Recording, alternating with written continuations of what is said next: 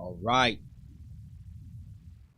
Shalom, shalom, peace and blessings, family. Welcome back to the Born of Levi experience here on G.O.C.C Media. How is everybody doing? We are back. I'm so happy to be before you guys. Do apologize for the tardiness, but y'all know how it goes. Right? Y'all know how it goes, brothers and sisters. Right? Never a dull moment. Never a dull moment, man. But how's everybody doing in the room? Y'all see the topic of discussion, what we're going to be going into tonight. The fall of Western society. Who's to blame? And that's the ultimate question. Welcome, welcome, welcome, everybody. Please, on your way in, do me a favor, please. Hit that like button on your way in, drive the traffic.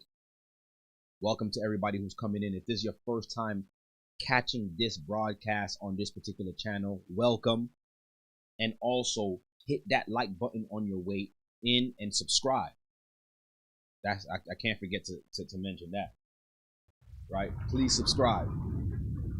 Hit the bell for notifications. Right? I don't know about y'all, but I'm feeling really good right now. I'm feeling really good. Today was a drag, but hey, I'm here before you all, and I'm happy nonetheless. Right? All praises be to the Most High.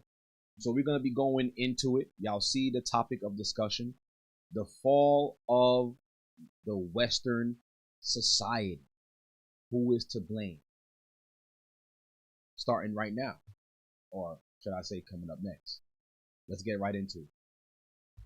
This is the Born of Levi experience on G.O.C.C Media. Yes. Once again, peace and blessings to everybody who's coming in. Welcome back to the Born of Levi experience here on G.O.C.C Media. I am your host, Deacon Hazak, and we're back with another Thursday edition of the Born of Levi experience. Y'all see the topic of discussion as you guys come in. Continue to hit that like button and drive the algorithm. Right? Let everybody know that I'm on. If you can as well too, kindly share this broadcast with as much people as you can, so that way this message could go out. I appreciate it. And also, like I do every week, if I'm coming in nice and clear, brothers and sisters, please drop a qualm in the chat for me, please. If I am coming in nice and clear, please drop a qualm in the chat. I appreciate you all. Thank you, Brother Allen, for the super chat. Really appreciate you.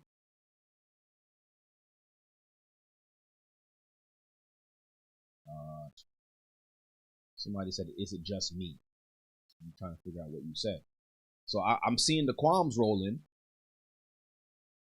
I just want to make sure everybody's getting some clear audio. Okay, for the most part.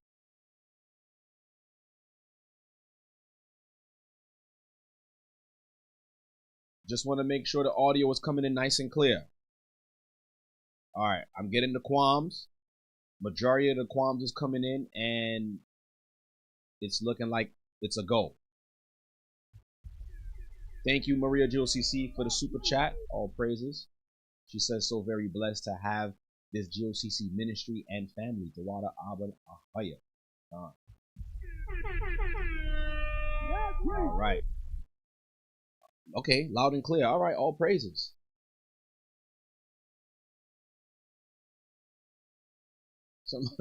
Somebody said it sounds like I'm in a fishbowl. I don't even know what that means. It could be you. It could be you. But I just want to make sure that, you know, I'm coming in nice and clear. Everybody is saying it's nice and clear. All right, all praises. Nonetheless, I don't want to spend too much time on that trying to figure out, you know, if one person is saying it sounds like I'm a fishbowl, then it must be, you know, must be that one person. All right, all praises. I'm gonna go with the consensus. I'm gonna go with the majority. So I ain't gonna touch nothing. I ain't gonna fix nothing. Bless your heart. All praises. Shout out Katie Natural. Says sounds fine to me. Paula also says sounds good. Somebody says it's bearable. What? Yo, you can't please everybody. You can't please everybody. Somebody said it's bearable. I don't know. You got headphones on? I don't know. Come on, man. Because when y'all do that, y'all be making me feel like, it's me. Somebody said reverb. I don't know. I can't please y'all. I don't know. Let me see. You can't please everybody, man. Thank you. If it's not broke, don't fix it. So I don't know. Maybe it's because I'm sort of a perfectionist. I wanna make sure it sounds good for everybody. Somebody says haters. Yo, you know what? I didn't factor that in. It could be a troll to get me to stall. It could be a troll, but bless that troll. Hopefully that troll stays long enough so that way, you know what I mean? They can learn something. This is much better. All right, you know what? All right, let's get right into it. Welcome back, everybody, to the Born of Levi experience here on GOCC Media. I am your host, Deacon Hazak, and we got a great topic in store for you guys today. Yes, I'm continuing.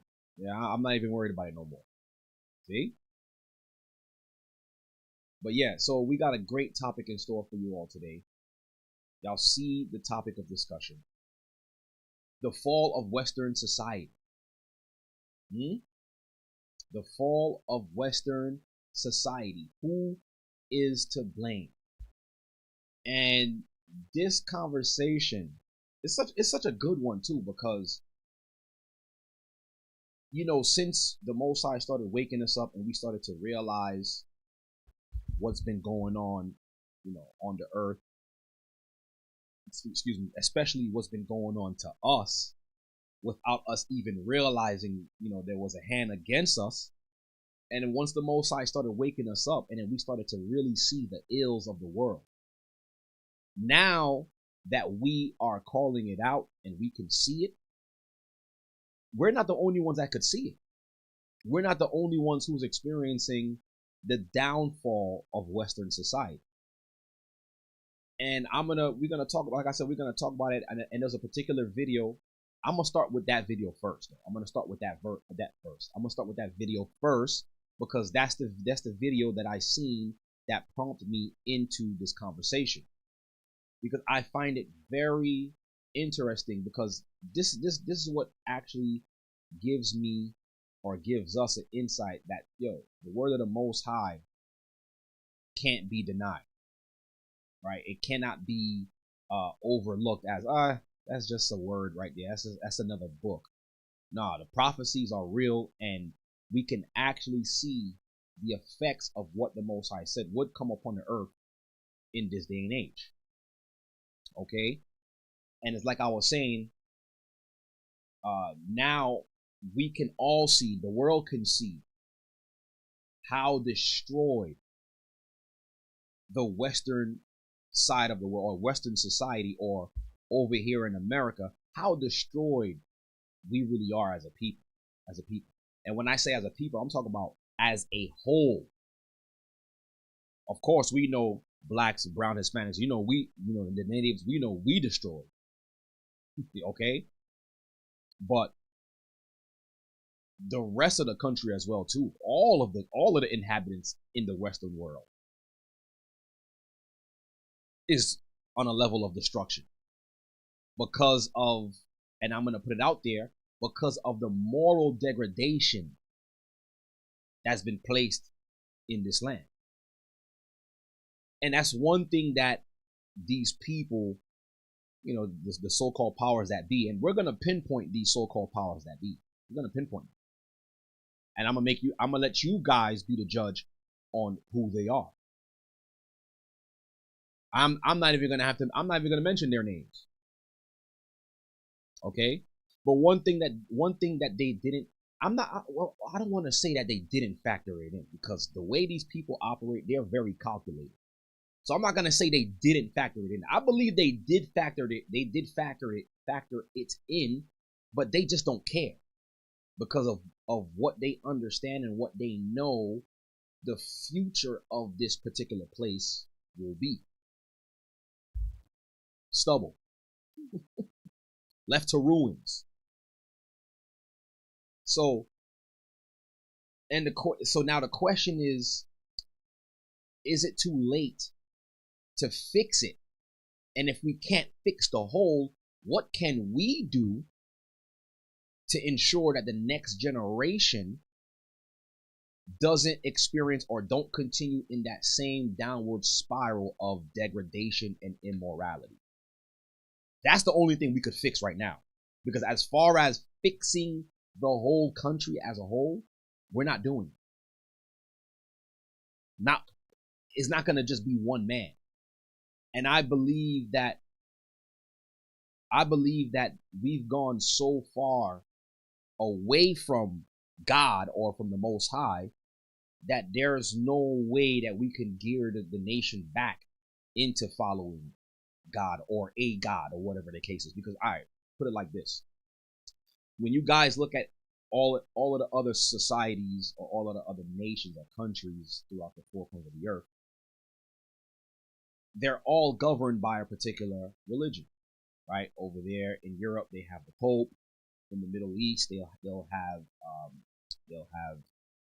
E-bomb, or they'll follow not Muslim, but they'll follow Islam. I don't know why we calling it Muslim, but they'll follow Islam, right? The Europeans, they'll follow the Roman Catholic Church, so far and so on and so forth, right? You have some countries claim they follow Christ, they're a Christian nation. This particular nation, America, claims it's a Christian nation, right? But when you look at all of these different countries, not one of these countries will. All right, so how can I'm gonna frame this? You'll never see any of these countries outside of the U.S. claim that there is no such thing as a God, right? The atheistic thought more so is more so of a Western society way of thinking. You could go back as far as you want. There was never a society or a nation who didn't believe in a form of a deity or a God. But for some reason, America allows the thought or the conversation that there isn't a God. And I'm not saying America is the only nation. America is predominantly the number one nation, because when you look at, like I said, you look at Arab countries, you look at Asian countries, you look at East Indian countries, they form their countries after their religion and towards their God. Am I saying that there's not going to be some people within those countries or within those nations that are not atheists? No, I'm not saying that. But predominantly, their country is governed and ruled by their religion. We can all agree to that. Even though in Europe there might be some people who's atheists in Europe, but the country is governed and led by who? Their Pope. Okay, so that's still showing a form of position of power when it comes to religion or their God. But here in America is divided, where you could have majority of its citizens, or you could have a whole country that's like, yo, I don't believe in a God, right? And you have some people that say they believe in a God.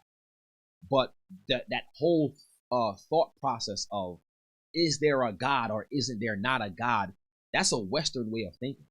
That's kind of like new, right? A way of thinking. Every nation in the past always believed in the form of a higher power.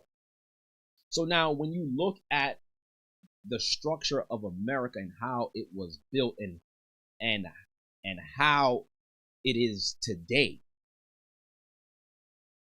we can see that the removal of having a one nation religion or one nation God to represent your country, where it has brought this country morally, okay, ethically, how it deals in business, how it constructs its laws. We can see the effects of that today, even amongst us, to the point where now we have a generation of children that are being raised who are literally being raised without morals. The same morals and standards that a lot of earlier millennials, the boomers, generation, what you call them before us, after millennials, was it X? We were raised to be God-fearing without us even knowing. There were certain things that we held on to, certain morals and principles that we held on to, that the new generations don't really care about.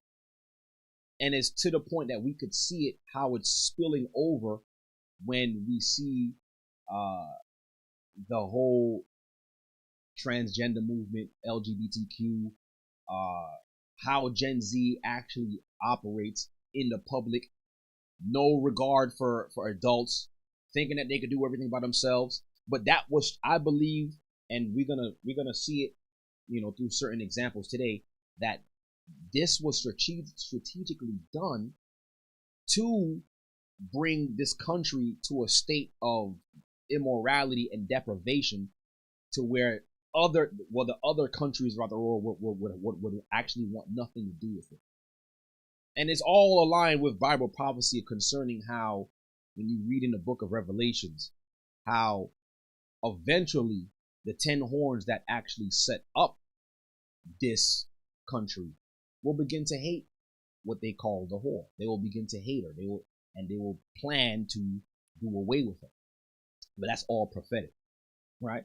So I'm saying all that to say that the removal of God from the country, or the thought of a God, because I'm not going to sit here and say that they were genuinely following the Most High God.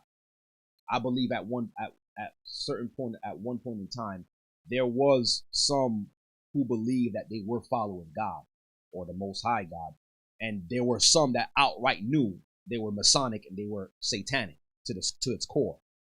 And even from that point in time, even till now, there's still a faction within government who believe that they're following God, and there's some who know that they want nothing to do with God. So it's always going to be a struggle. So it's not just the whole thing is satanic. The whole thing has got to be done away with. They show you that even within politics, how you have the Republicans against the Democrats. Like, they'll show you that. So there's always going to be a struggle between the sides. But to its core, the Most High has a problem with it to begin with. But now I'm gonna play this video, and I feel like I'm lagging. Am I lagging, guys? Just want to make sure. I'm good.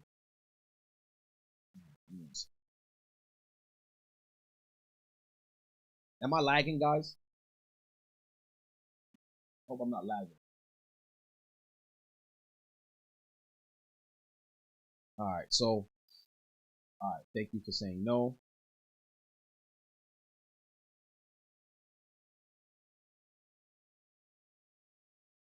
All right, I'm gonna play this video. Give me 1 second. Let me do something real quick.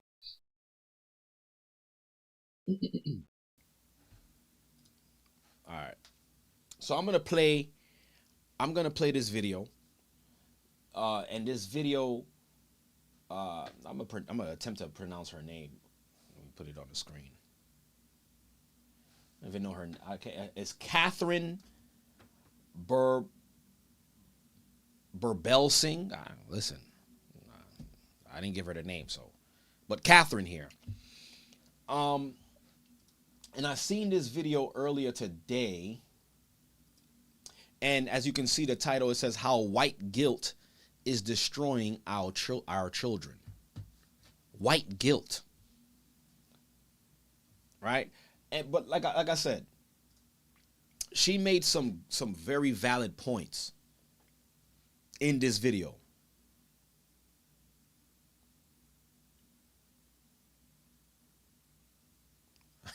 All right, somebody says, you sound so much better now. All right, praise the Most High. All right, so now, in this particular video, she made so much good points. But the conversation was saving our children from what's called white guilt. And I could kind of agree with her, because, matter of fact, I'll let her speak, and I'm gonna try my best not to stop the video, but I'm gonna, key in on certain points, but I'll let her speak straight through and let you guys hear it as well too. But I'm not gonna start it from the very beginning, because I'm gonna start it from here. The values we took from our grandparents, right? I'm gonna start it from here. So fair use, right? I'm only using this for educational purposes only. And I want you guys to hear what she has to say. And we're gonna discuss this conversation and tie it into how this is the core of the fall of Western society, right? Let's take a look here. Always tells me about his grandfather, a man who, no matter how ill he was, never missed a single day at work, yet always had time to teach his grandson how to be a better version of himself. No quiet quitting for him. When he retired after 50 years with the same company, he was so proud of his company letter thanking him for his service that he gave it to his grandson. Once upon a time, we all knew that traditional values gave us a chance at a meaningful life. All the grandmothers knew it, all the pastors knew it, even the teachers knew it. So why don't our young people know it now? We boomers, Gen Xers, and older millennials think school is just about teaching algebra. Your kid's science teacher not so good? No big deal. Just get the kid a tutor. And sure, they're on social media, but we had TV, and we assume they're the same. Parents are busy working, and well, your own parents didn't war game your upbringing. It just sort of happened somehow. You grew up without too much effort, and you turned out just fine.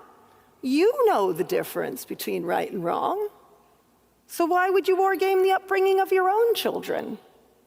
Because raising a kid in the 21st century is a different order of magnitude of task. We have taken for granted the values from our elders, and we have missed the fact that we are the elders now. The only reason the Sex and the City liberalism of the 1990s was fine was because we were anchored by the small c conservatism of our parents and our grandparents. Do you ever wonder why Gen Z behaves so differently in the workplace? Not all of them, sure, but we all know they tend to be more performative than older generations, tend to value feelings more, and don't really embody the small c conservative values of duty to others or real sacrifice instead of the performative kind. Instead, young people swim in a culture of instant gratification and live your best life. You do you. Be who you want to be. And if you think Gen Z is bad, just you wait till you see Gen Alpha. The culture shift comes from what children learn at school and online. Ask any young person what history they learned at school, and they'll tell you, Hitler. Ask them what else? Slavery. Ask them what else? American civil rights. In fact, what little they know of history will be all about black and brown people fighting for equality against the white man, women fighting men for the vote, gay and trans people fighting for various rights. Our young people have been taught that history is simply one long story about various groups struggling under the oppressive dead white man. Out with Dickens, Shakespeare, Kipling, and Wordsworth. We must decolonize. History is taught through an oppressor lens. The triangular slave trade, white men held the power. What about Britain ending the slave trade? More than a quick mention, if at all? No. What of the Arab slave trade that lasted 3 times as long as the triangular slave trade?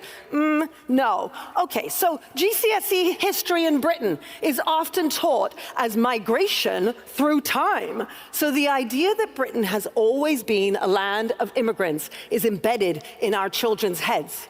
Most schools would prefer to concentrate learning about the tiny number of black people who existed in Tudor England over a thorough analysis of England's break from Rome. Medieval history becomes her story and is told through the eyes of Eleanor of Aquitaine, because after all, she was a woman.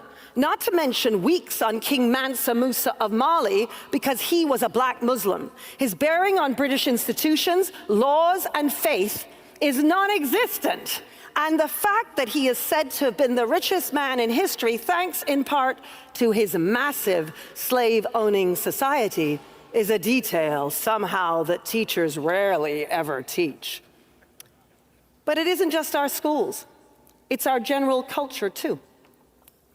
Take your kids to a museum or an art gallery in any Western country, and you'll find the same narrative. As an example, when learning about aviation in London's Science Museum and the extraordinary feat that is man making massive machines move in the sky, a write-up on the wall explains that women and black people were historically barred from aviation schools and the military.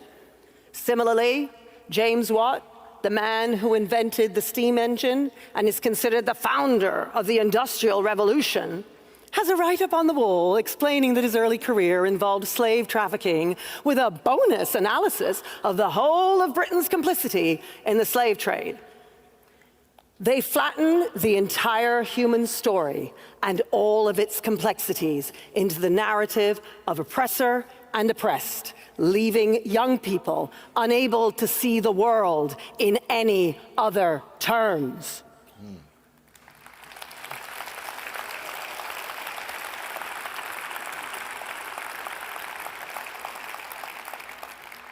How can children feel that they belong to their country when they are immersed in an educational culture that teaches that their country is merely an evil oppressor? Children are the future, and yet we are teaching them to have contempt for their elders, whose oppressive world needs overthrowing by a new world of young, arrogant anti-racists who know better than we do. We older Westerners are cutting off the branches upon which we sit because of the guilt some of us feel for being white and privileged. We look at Mandami, the mayor of New York, and Zach Polanski, the very popular leader of the Green Party amongst the under-30s in the UK, and we wonder what on earth is going on. Why are our young people voting for and cheerleading these Marxist and really quite extreme politicians? Few of us understand how much the online world reinforces this culture of the oppressor versus the oppressed.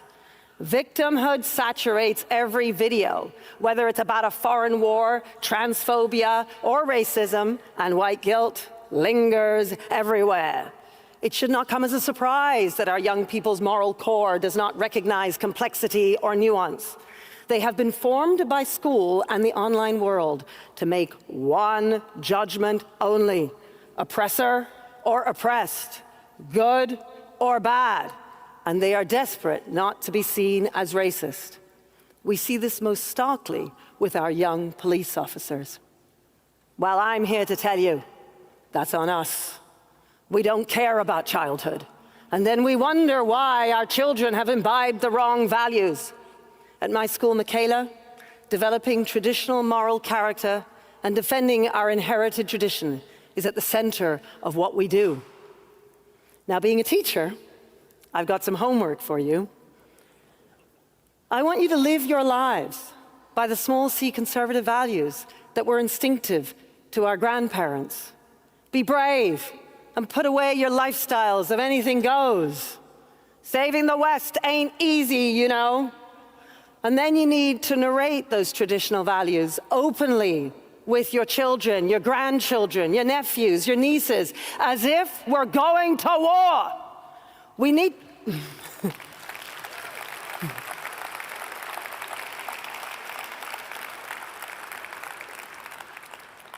We need to inoculate our children against the seductive ideas of victimhood and hold them to account so that they can see that they are morally responsible beings with agency, whatever their race, whatever their religion. So yes, Henry Novak's police officers were trained with the wrong priorities, but that training was only fuel on a fire that has been burning their whole entire lives. A young man lay dying on the ground, and their most powerful instinct was not to help him, but to manage their own terror of being seen as racist. This is not a policing failure. This is a civilizational failure, and it belongs to us because of what we have done and are doing to our children.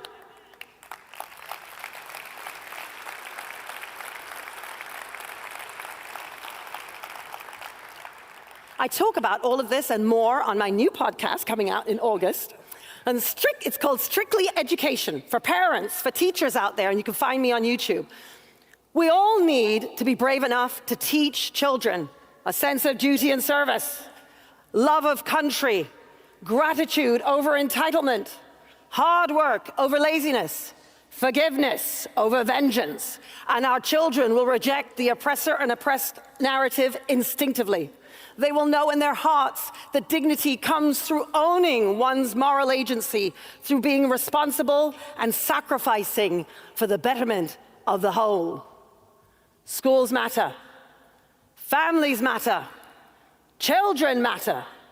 Save our children, and we'll save the West. Thank you. She said a whole lot. She said a whole lot. And I wanted it to play straight through so that way you guys could hear it from what she was saying and get a gist of what she's talking about without me interrupting. But I took down some points that I wanted to highlight on, because what she was saying I could agree with, right? But as far as still all right, so let me do it like this. The one thing she said at the end is about the victimhood mentality that we're teaching our children. And I could agree with that because the way how she pinpointed the education system, and we all went through that same education system. So basically it was our generation, millennials, Gen X, the boomers, we were taught, about civil rights. We were taught about slavery without really knowing the full depths of, what causes slavery. But we were taught that. And even in the history books, so all we see is white versus black. White versus black. That's been the narrative of the core of our society, and that's been fed in us, or it's been embedded in us so much that we teach our children that. And now this generation that's coming up, and now picture it like this Gen Z generation that's coming up, mind you, they're being raised without morals, but all they know is someone is out to get me. Right? Oppression and the oppressor, not really knowing how to morally I guess hone it in and keep it together, but being solely geared to just be triggered, right? Being expressive, not having no self-control in how they speak, not knowing how to channel that emotion that we all feel, because they were taught you gotta speak out, you know what I'm saying? The older generation, they didn't do nothing, so now it's our time. So now this is the reason why she said what she said. She said a great point, that it's the new generation that's responsible for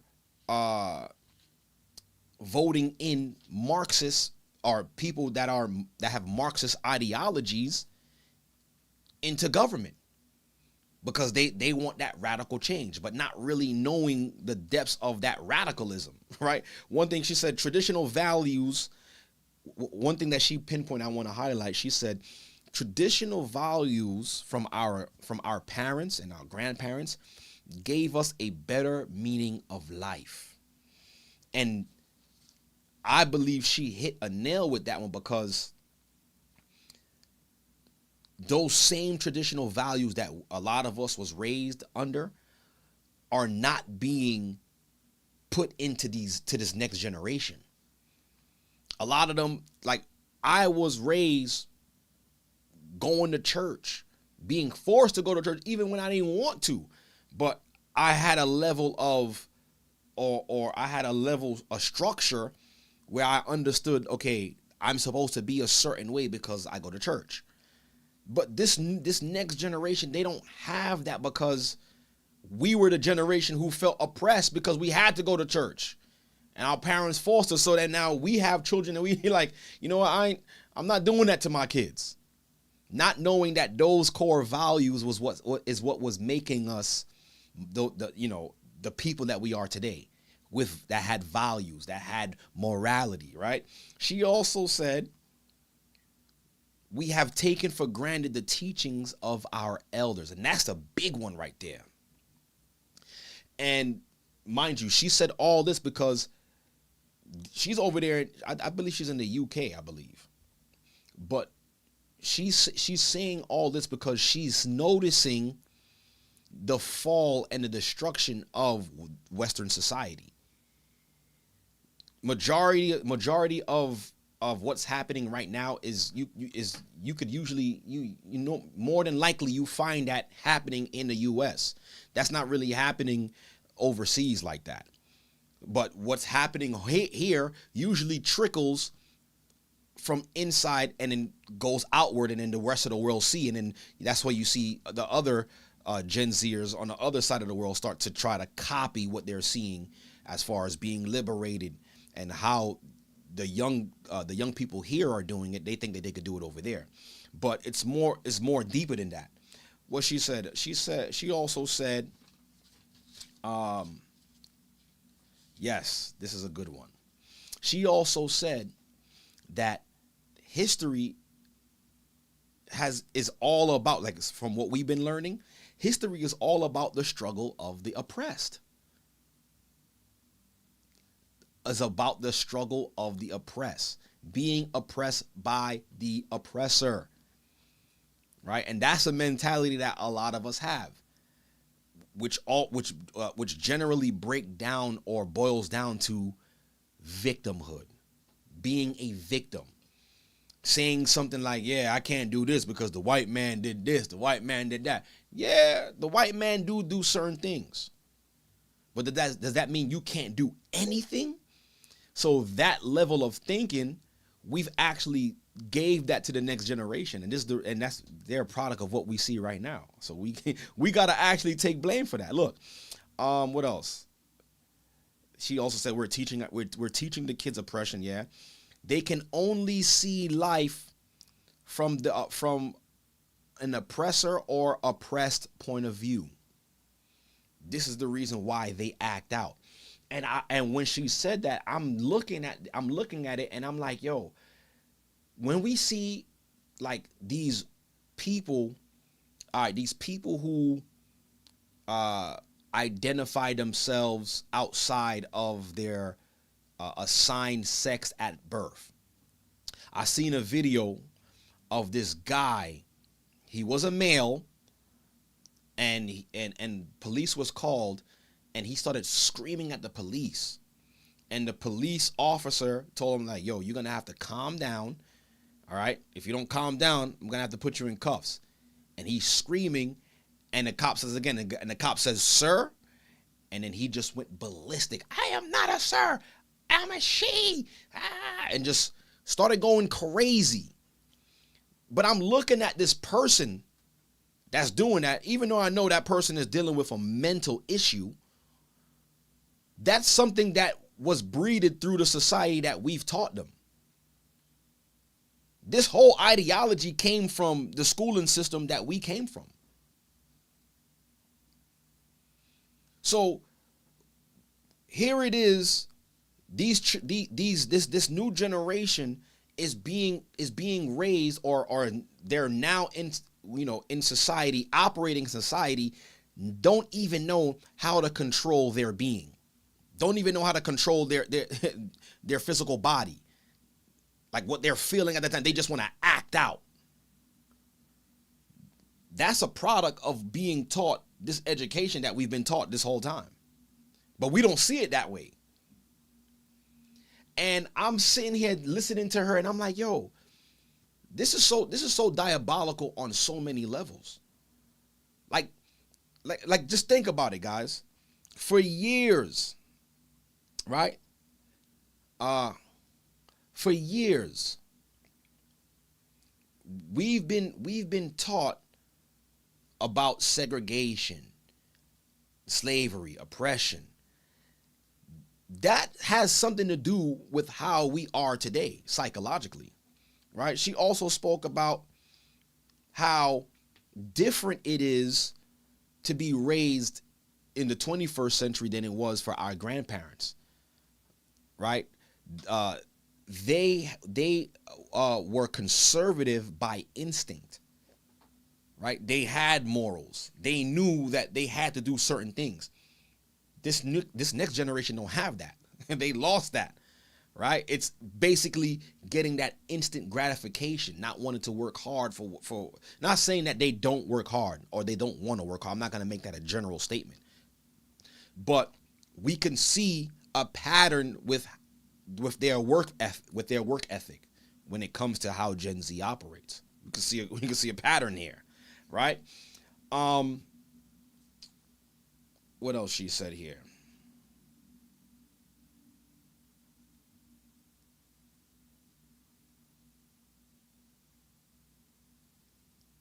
Right. So with hearing, when I was listening to this video earlier today, I said to myself, man, they really did a good job understanding how to really morally break down a society.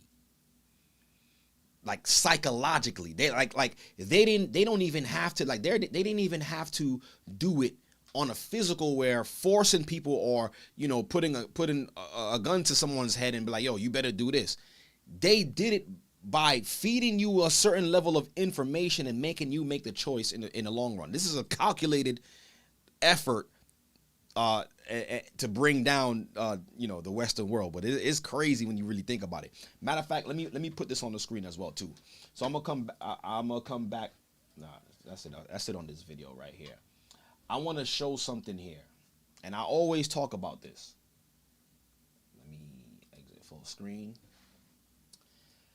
And y'all always remember, I always come back to this letter that was written to Mazzini from Albert Pike, and it's just like, it's happening to a T what he said. I want to start here.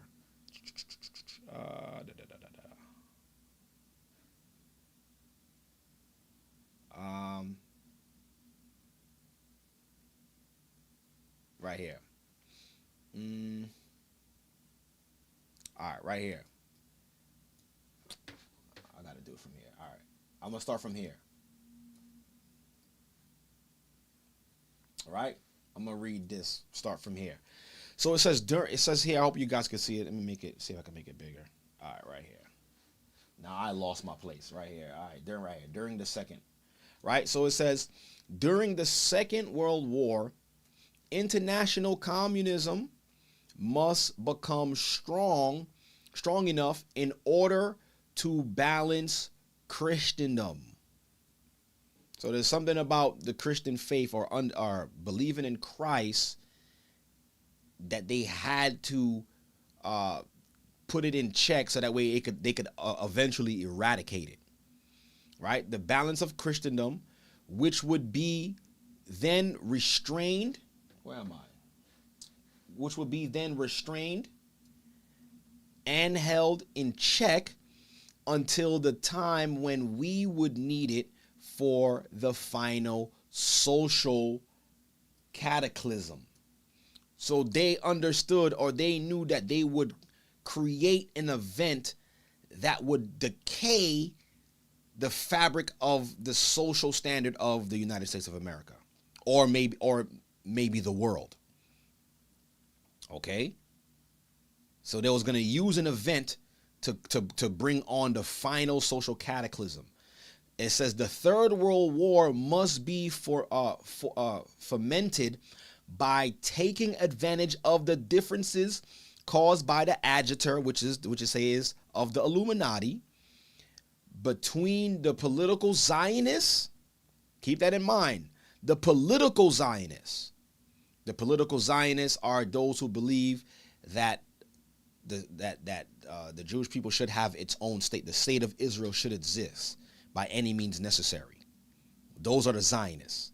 Okay? They believe that the state of Israel should exist by any means necessary, and anything that stands in its way must be eradicated, must be out of its way.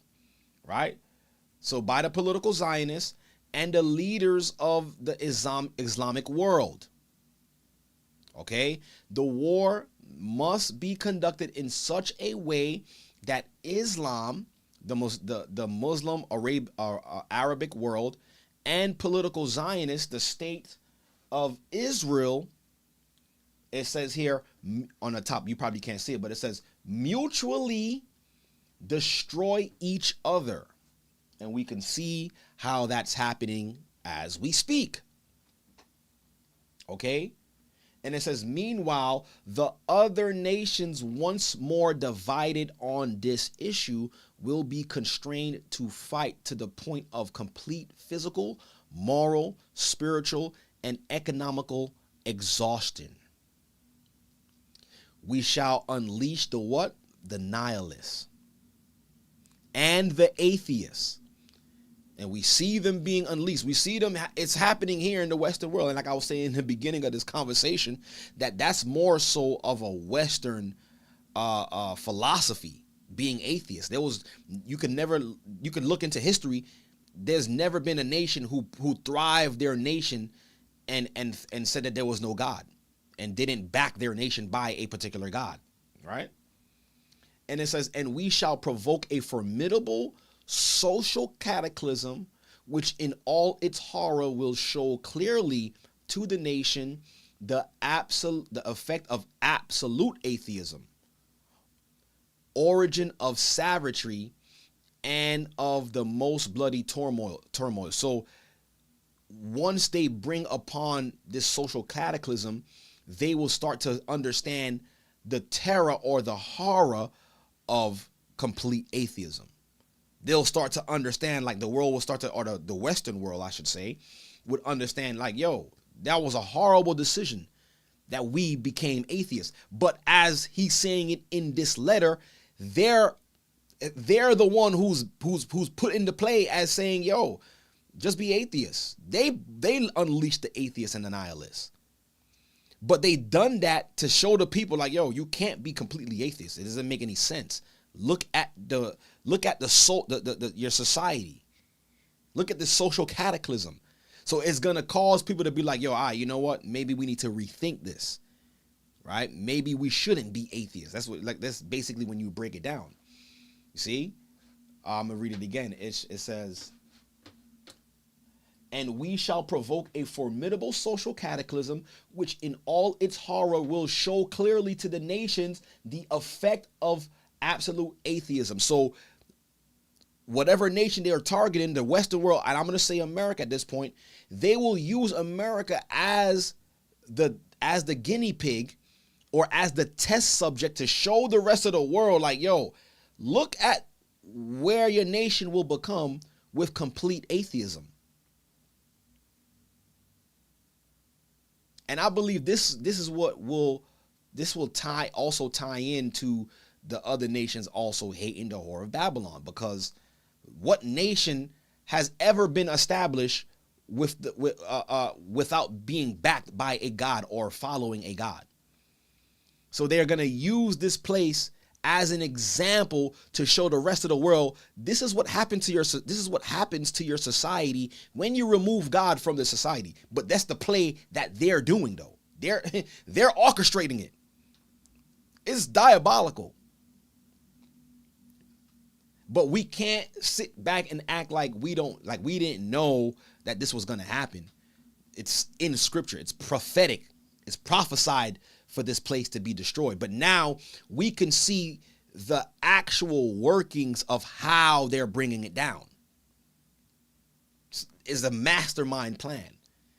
And it's like they're making it play out in such a way as if like they didn't have a hand in it, and as if it's organically happening this way. No, it starts with the education. Removing God from church, saying you could be what you want to be. Yeah, look, see, it's all about oppression. White man versus the black man. You see? The effects of absolute atheism, origin of savagery and the most bloody turmoil. Then everywhere, the citizens obliged to defend themselves against the world minority of revolutionaries will exterminate those destroyers of civilizations, right? So that will create infighting. You see? And the multitude disillusioned with Christianity, whose deistic spirits, will from that moment be without compass or direction. So their whole mission is to have Christians be oblivious to anything. They want Christians to be confused. It says without a compass or direction. Anxious for an ideal, looking for answers, basically. But without knowing where to render its adoration, will receive the true light through the universal manifestation of the pure doctrine of Lucifer. So basically, let's destroy the Christian mindset. Let's unleash the atheists and all the satanic people. Let's unleash them into society. And now let's crush Christianity. And now those who still remain Christian, like, we'll just leave them with no direction. We'll start saying to them, yeah, the Bible was never really real. It was a myth. That's where they'll start bringing in their scholars. And it's funny because I was, going into some research, but majority of these scholars that's out there are atheists. So they would usually tie in, or what they're doing is tying in mythology within Hebrew scriptures. But that's another conversation. Okay? And that's all being done simultaneously with what's going on right now. There's a reason why you'll have a large following of esoteric teachings on the Bible right now. It's not by coincidence. Right? Letting them run rampant to confuse believers. To say, oh, yeah, you ever went into the origin of this? That's all being done strategically. I'm telling you, for this moment right here. Right? And it says, anxious for an ideal, but without knowing where to render its adoration, will receive the true light through the universal manifestation of the pure doctrine of Lucifer, brought finally out in the public view. So now this would cause people to be like, or they will be now the ones who threw the rock and broke the house, right? The ones who threw the rock and hid their hand, they're now going to come from behind the curtain and be like, yo, we got the answers now. Y'all thought it was this, but this is what it really is here. Here's the truth. Here's the truth of the matter. You see, before, we couldn't really prove the Bible was real, but we have an understanding that's more ancient that you could relate to. The pure doctrine of Lucifer, brought finally out in the public view.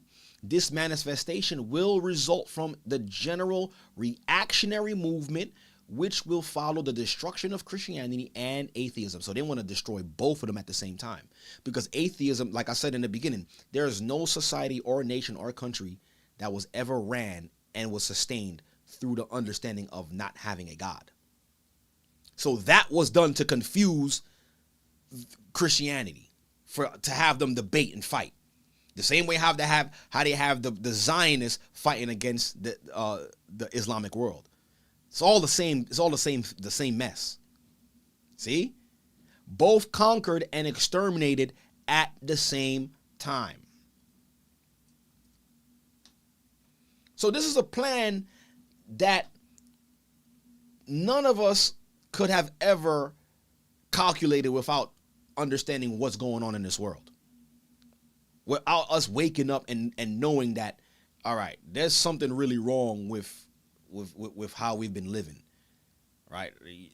And understanding that all we know is oppression and being taught about slavery. So now we got, that's something else that we got to talk about as well too. Slavery, or the understanding of slavery, is very important to have, to know. But what they've done was teach us about slavery and oppression, but not really giving us the why. And all praises be to the Most High. Now we have the why. We know why slavery existed. We know why oppression happened. We could read it in Deuteronomy, the 28th chapter. But before we was exposed to Deuteronomy, the 28th chapter, we had no idea or no clue why it existed. So now we're being taught this information and we're just angry. We're just mad. I'm gonna put it like this. I remember I was in the 7th grade. I will never forget this. I was in the 7th grade, and I was in I forgot what class I was in. It was some class. I think it was language arts or something like that. But we was watching a movie at that time. So the teacher that I had in the 7th grade, his name was Mr. Morrison, a Caucasian man. And he showed our class a movie. You know, growing up in the inner city, all of the kids in class predominantly black, African American, so-called Hispanics, right? He showed us a movie titled Rosewood. I know a lot of you guys remember that movie called Rosewood. Great movie. But Rosewood was about a town in Florida. It was a black town right after slavery. They established an all-black town, and it was thriving. So apparently there was this. They say the story happens where a white lady was having an affair on her husband, and the only person that seen it was the nanny, and the nanny was a former African American slave. So she know what was going on, but she never said nothing. So one day the husband found out, and the wife lied and said she was raped by a Negro, and that caused an uproar, and a whole bunch of whites went into the town of Rosewood and burnt down Rosewood. And that movie, and I could remember watching that movie as a kid. I kid you not. And I'm watching this thing, and I'm like, yo, nobody feel mad. Like, I'm looking around, I'm like, yo, I'm trying to figure out if any of my classmates was upset. I don't even know if anybody thought the way I was thinking, but I was pissed watching that movie because clearly the lady was lying. And in my brain, as I'm watching the movie, I kept saying to myself, I really wish I could go back in time. And I was saying to myself, I wish I could go back in time with a, with an AK or something. And y'all know the rest. You know, I ain't gonna say the rest, but I wish I could go back in time to stop that and defend the black people that was. But that was just the spirit of the Most High being raised up in me at a young age, seeing that and being upset. I've never looked. I don't think I've ever sat down and watched any slave movie or anything about oppression and didn't feel away. But that was done purposely, guys, to rouse something up in us, and to constantly remind us of who we are. Don't forget where you came from, the oppression. Keep us mad in that state of oppression. And that was done purposely. Looking at it now, that was done purposely to keep us like that, to raise this generation that we raising right now. That's right after us. Teaching them about oppression, and now they want more than oppression. But that's them wanting more or wanting to be outside of oppression. That's just them understanding that something is wrong with how society has taught us concerning black and brown people, the injustices that happen here in the soil. We understand that something is wrong, but we don't, or they don't know how to channel that emotion.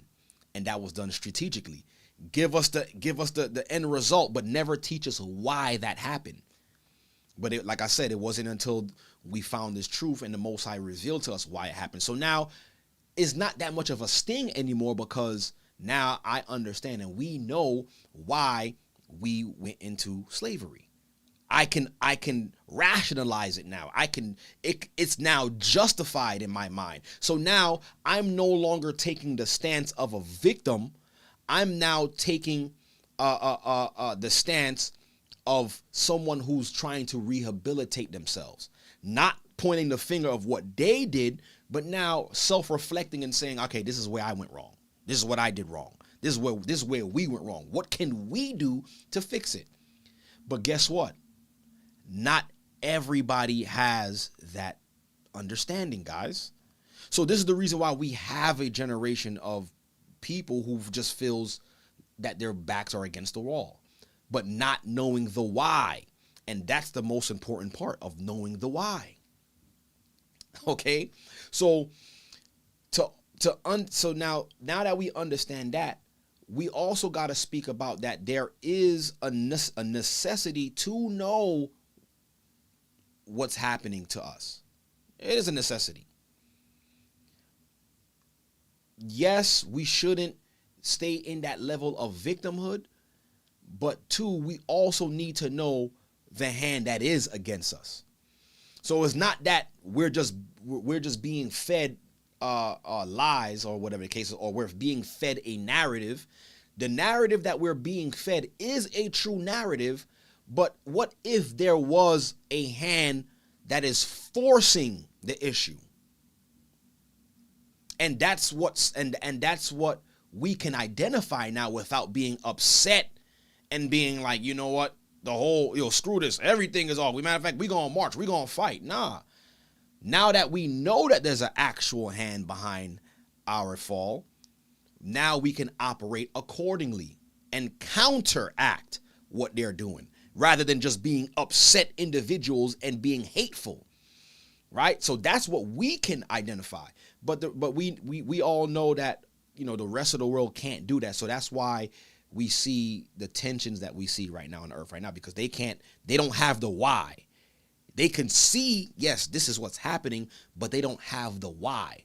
We have the why. I'm going to play this next video. So now, let's identify the why. Why is it that we're growing up, or a lot of our children now are growing up with no morals?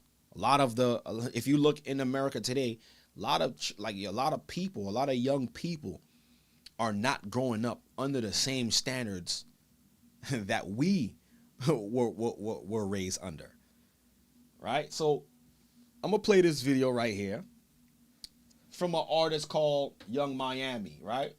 I'm not going to play her song. A lot of y'all who's probably watching this probably already know her song. She got this song out right now called Spend That. Right? She got a song right now called Spend That. Right? But a lot of her songs is promiscuous, provocative, whorish. Okay? The whole nine. So now, I want you guys to take a look at this particular interview that she was on and listen to what she was asked by the interviewer and listen to her response. It's fair use. Summer ain't allowed to be no city girl? No. I want her raised totally different. So I guess Summer is her daughter. That's the name of her daughter. So he's asking is her daughter is your daughter gonna be a city girl? Because that's the, I guess she came from a group called City Girls, and now she's what's called the Young Miami. All right, wait, hold on. Let me play it again. Summer ain't allowed to be no city girl.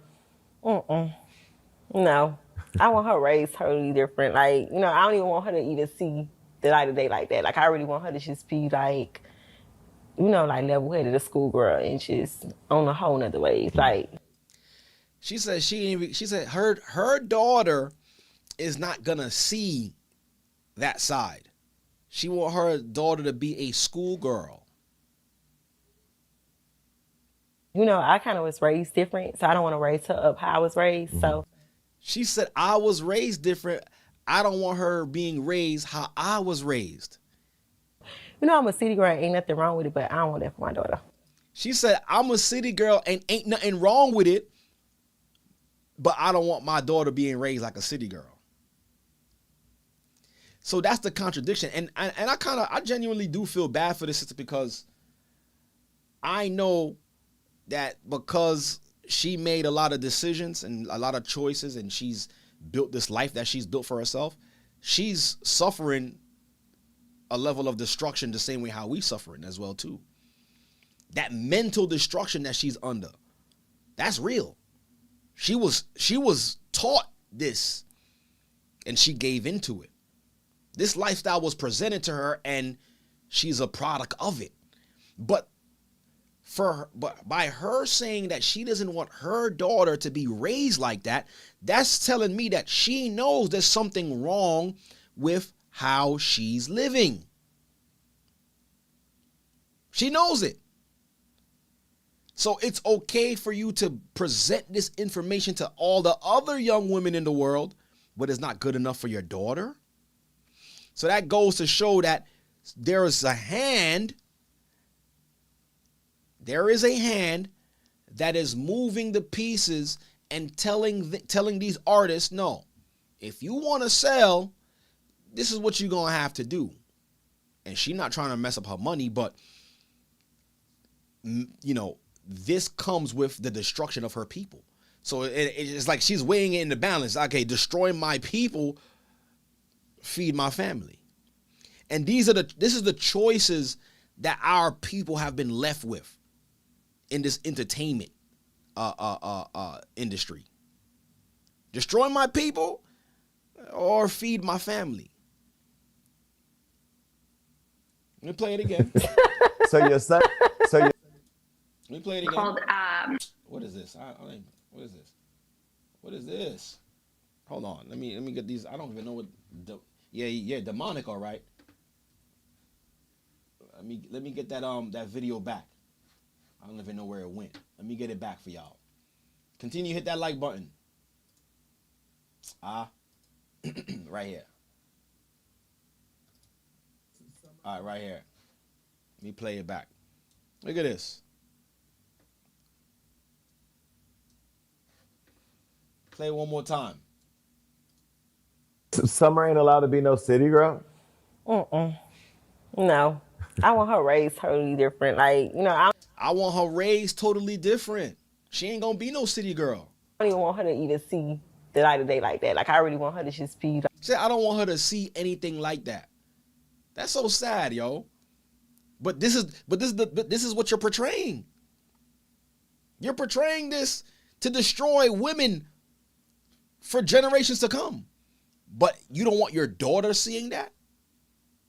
Like, you know, like level-headed, a schoolgirl, and just on a whole nother wave. Like, you know, I kind of was raised different, so I don't want to raise her up how I was raised. So, you know, I'm a city girl, ain't nothing wrong with it, but I don't want that for my daughter. I'm a city girl and ain't nothing wrong with it, but I don't want my daughter seeing that.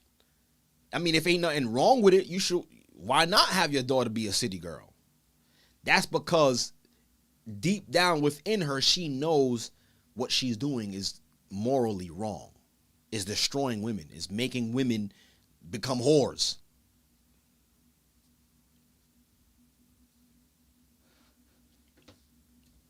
So, like I said, seeing that, I'm like, you see, we just we're continuing to pass on this immorality and this degradation to the next generation, but still not being able to identify the hand behind it. Here's an honest question too. Can't she just be like, you know what? I'm gonna just walk away from this and I'm gonna live a good life, a righteous life, so that way my daughter could see a righteous example of her mom. She could do that, but she can't do that, because outside of her being a city girl, what's the resolve? It's either I'm gonna be a city girl or I'm gonna be a Christian. Which one? So that's basically showing me that she doesn't have, this girl, young Miami, she doesn't have an outlet outside of being a city girl. Y'all see what I'm saying here? She doesn't have, or she doesn't have anything to rely on when it comes to how to be morally sound. That's sad. When all you could think of to do to make money is to be immoral, and to sell sex, and to sell being a scammer, being you know what I'm saying? You promoting this type of music, this type of genre of music to a generation of young women who's looking up to you.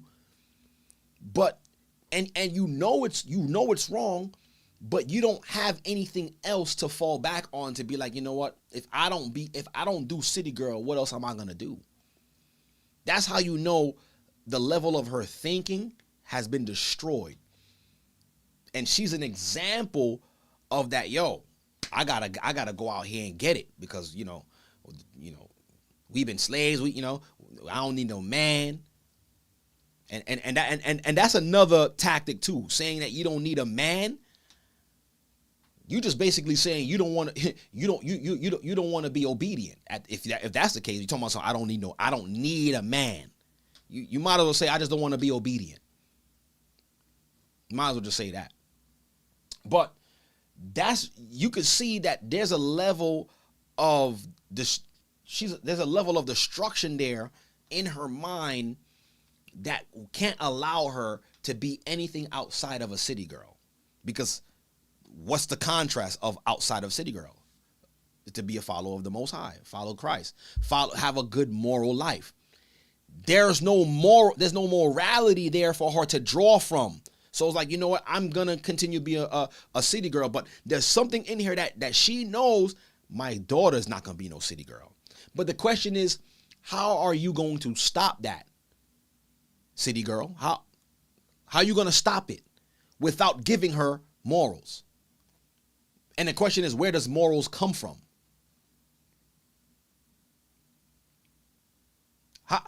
How is she gonna gauge to be a model citizen? What rules is gonna stop her from actually being a city girl? And you see, she doesn't have the why. She don't have the why. But the question also remains, who is allowing, who's pushing this agenda on our sisters, on our brothers, to be contrary of what the Most High called us to be? Who's pushing the agenda? Who's pushing the agenda and allowing our younger generation, or the youth, to see immorality? Who's pushing it? Fair use. Y'all, some of y'all gonna see, y'all may know who this man is on the screen. He goes by the name of Levi Cohen. He's one of the top music execs. I don't know if he still is, but I know he still have his hands in the music industry, but at the time he was one of the top music execs. Still is. Levi Cohen. Y'all already know who he is. Y'all already know what demographic of people he he aligns himself with. Y'all could say it. But let's listen to him. Because these are the people, right? These are the people who have the power to push an agenda or an ideal or an ideology through music or entertainment to the world. But let's see what they choose to push to the world. Let's see. With all the power and influence that these people have, that is showing, that is broadcasting entertainment throughout the four corners of the earth, especially here in the Western world, in a fallen Western society. Let's see the type of message they push on our children here in the Western world. Really rough, particularly on women. But I think it helped change the course of the crack epidemic. I don't know what's this opioid thing, man. But being a crackhead wasn't cool you, back then. Being a crackhead wasn't cool. Now they seem like they're making it cool to be drinking lean and syrup and it's the most. He said it seemed like they are making it cool to be drinking lean. Who's the they? Who's making it cool? Because that was never cool with me. I never drunk lean. I never did none of that stuff. How did that become cool amongst our people? It's the most dangerous thing that's facing our society. So why sign an artist that would promote that? Because I already answered that question. You weren't paying attention. Look how he's trying to deflect. With first he's saying he's opposed to that lifestyle. He said, there's an epidemic of this opioid epidemic. You're a drug addict. Now the question is asked to him, why would you then sign an individual who's rapping about that? Let me play it back again just in case y'all didn't hear it. Attention. I already answered that.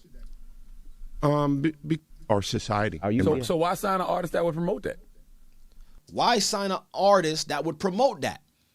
If you're saying that there's a concern of this so-called opioid epidemic in the country, why would you sign an artist that promotes that in his music? Let's listen to his response.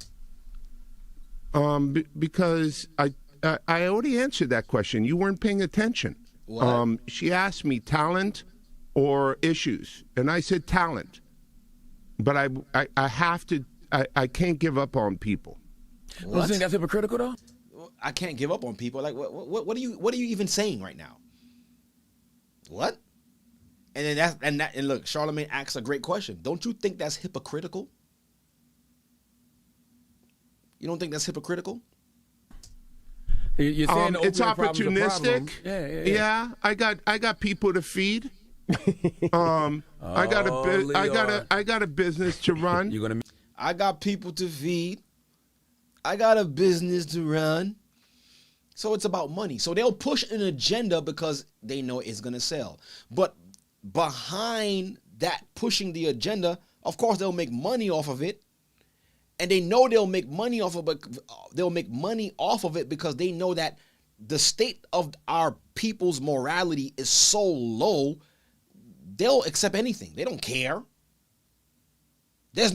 Our people don't have no rules to follow. So what do they care about drugs or premarital sex and all of this, sleeping around? They don't care about that. They're going to indulge in it because there's no rules for our people to say you shouldn't be doing this. So of course, you push the agenda on our people, they're gonna run to it. Big Dame Dash, take this clip and call you a culture vulture. Who's Dame Dash? You brought him up. I don't even know him. Who's Dame Dash? But anyways, and I said talent, but I have to. I can't give up on people. Don't you think that's hypocritical though? You're saying it's opportunistic. Yeah. I got people to feed. I got a business to run. I got people to feed. I got a business to run.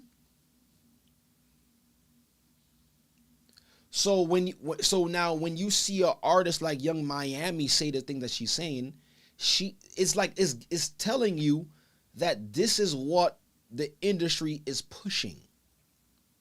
For her to sit there and say, my daughter is not going to be a city girl, but your music is city girl, that's telling me that there is people who are pushing a certain lifestyle on the younger generation.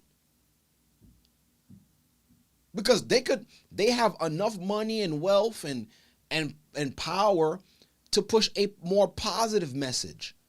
But why don't they? Why don't they? And this is all stemming towards, or all boiling down to, the moral degradation and the breakdown of Western society. Starting with the youth, because if you destroy them, they're going to become the new adults, and they're going to be what's running the country when we're out the way. And you creating so much unstable young people.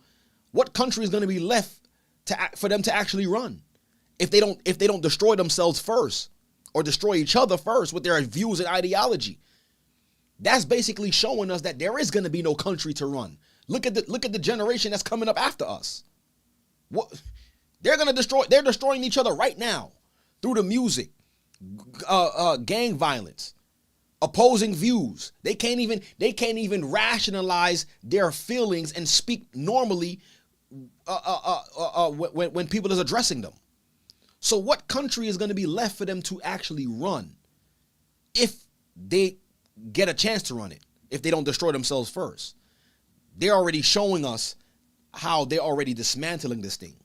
There ain't going to be no country for them to run. These people are unstable. How can they run anything? Look at this.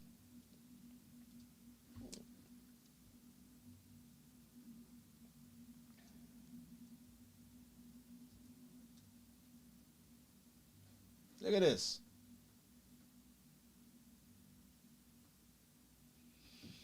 Look at the metrics here.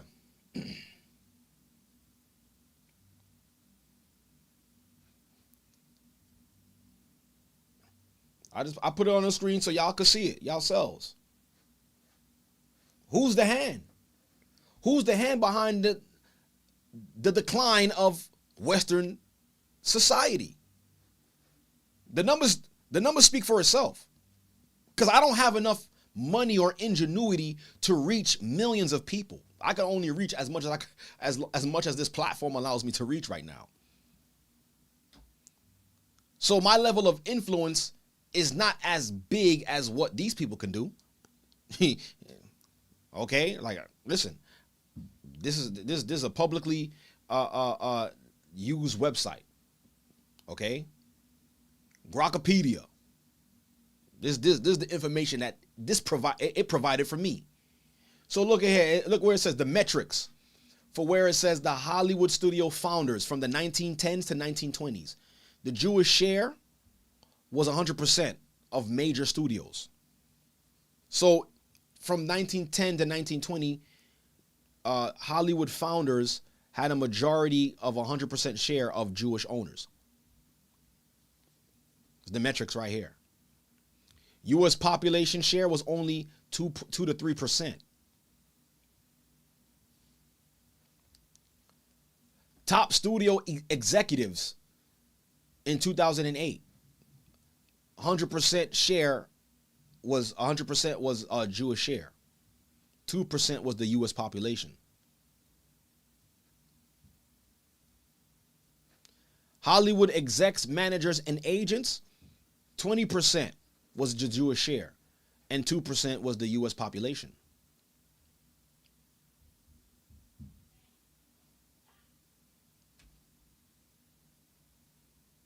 Y'all, I mean, this is the information that was provided to me. So I'm not saying, I'm not saying that, you know,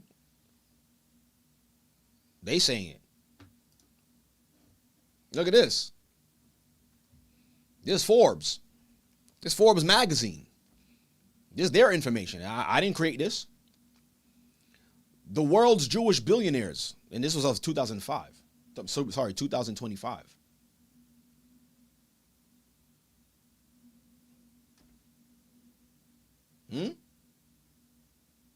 Look at this. Let me see if I could enlarge this somehow. Okay. All right, where's the screen? I'm sorry, I'm going to have to read it like this for you. I can't see it. But it says, where do the Jewish billionaires live? Yeah, if y'all could see it on y'all screen, I'll just read it off to you. You got nine billionaires, Jewish billionaires that live in Canada. 1 in Colombia. 9 in Brazil. What is this? 1 in Cyprus, 1 in Morocco, 6 in Australia. There's 1 Jewish billionaire in Hong Kong. 39 of them live in Israel, the state of Israel. 21 of them live in Russia. But look at the U.S. 163 billion Jewish billionaires live in the United States of America.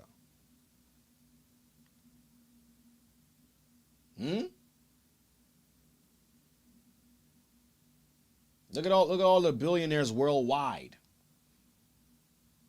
But look at the amount of them that's here in the U.S. Look at the amount of Jewish billionaires in the United States of America. We just watched a video of how they're saying, the Western society is declining, is falling. We're failing our children. But here we have the most billionaires in the United States, or in the world in the United States, but this place is failing? How? They own majority of the entertainment. They own majority of entertainment. The majority of them live here in the United States, but Western society is declining? How? How is that possible? Part of Universal Studios, 20th Century Fox, ABC News, CBS News, Columbia Pictures, Warner Brothers, ESPN Sports, Fox News, Washington Post, Metro Goldwyn Mayer, MTV Music Television, Nickelodeon, USA Today, Wall Street Journal, Comedy Central, NBC Entertainment, Google, what else do we have? Disney, ABC Kids and Family, YouTube, Los Angeles Times, Discovery Network, Paramount Pictures, Facebook, Huffington Post, Yahoo, Marvel, Hulu, Cosmopolitan, Time, Touchstone, Associated Press, Pixar, Miramax, HBO, New York Post, LucasArts, MSNBC, DreamWorks Animation. Now, the thing is, I skipped over maybe about 5 of them because it was just unclear on this list. The red are the executives that are Jewish. Part of all the execs, all of these major companies is ran by who? This is what they're saying. This is public information. Majority of the billionaires that's Jewish live here in the United States, but yet Western society is failing. How? Who's the hand? Who's the hand behind it? We'll come back to this. Let me. Now, matter of fact, I'm gonna keep reading. I'm gonna keep going. What was Yahoo on that post that Kanye said? Let me see. Let me play it again. Really quickly, somebody put it in the chat. Was Yahoo part of that? I'm pretty sure it was, right? Somebody in the chat put it really quickly. Did he mention Yahoo? My chat still here? What's going on, chat?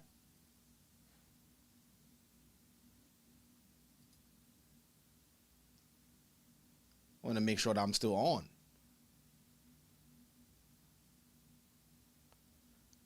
Yahoo wasn't a part of it? Let me see. Let's just play it again real quick.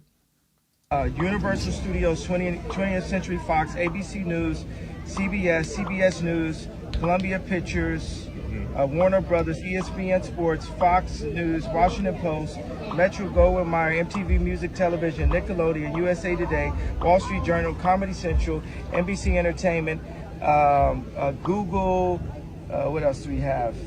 Disney, ABC Kids and Family, YouTube, Los Angeles Times, Discovery Network, Paramount Pictures, Facebook, Huffington Post, Yahoo, Marvel. Yeah. Okay. Yahoo was part of it. All right.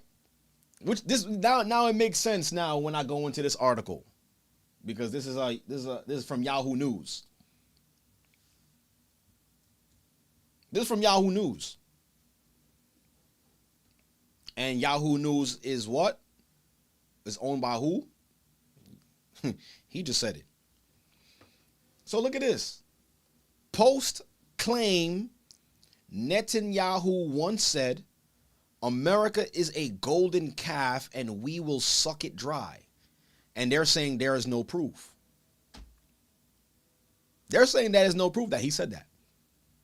But there's a post that's going around, that's been going around since I believe 2015. They're saying, but here comes Yahoo News. Yahoo News says that there is no proof of it, right? So we got to go with what Yahoo is saying. So I'll read it on the screen.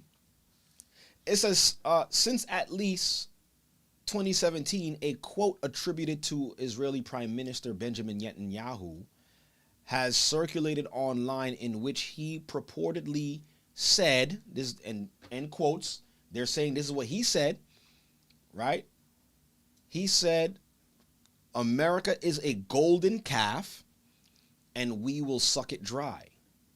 Chop it up and sell it piece by piece until there is nothing left but the world's biggest welfare state that we will create and control.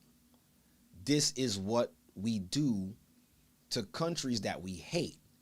We destroy them very slowly. And they go on to say, Yahoo News says, we found no evidence Netanyahu made these remarks in 1990, as some post has claimed.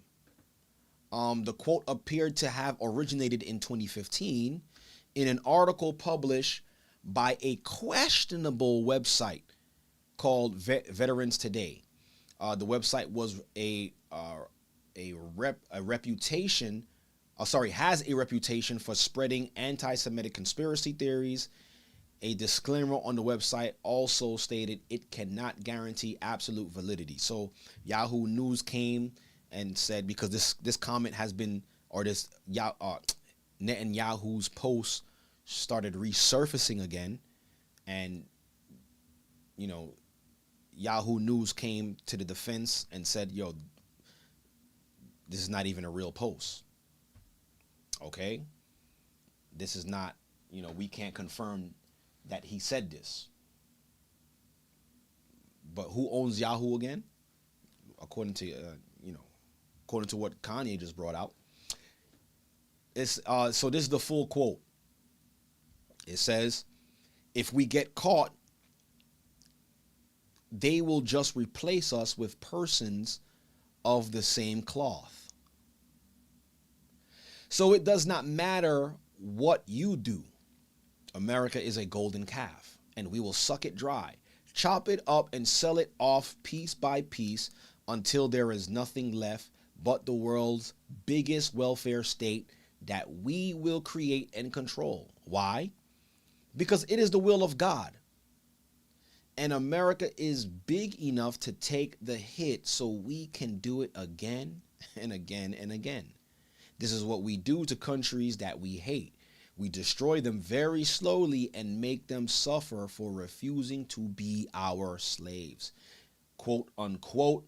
So this is what they saying he has said in the early 1990s.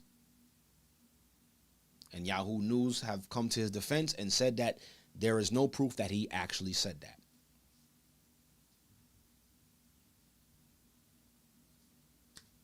Okay?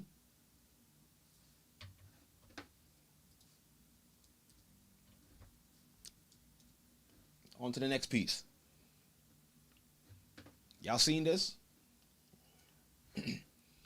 Chaos erupts as House passes 1.15 trillion or 1.1 trillion defense bill with Israel provision.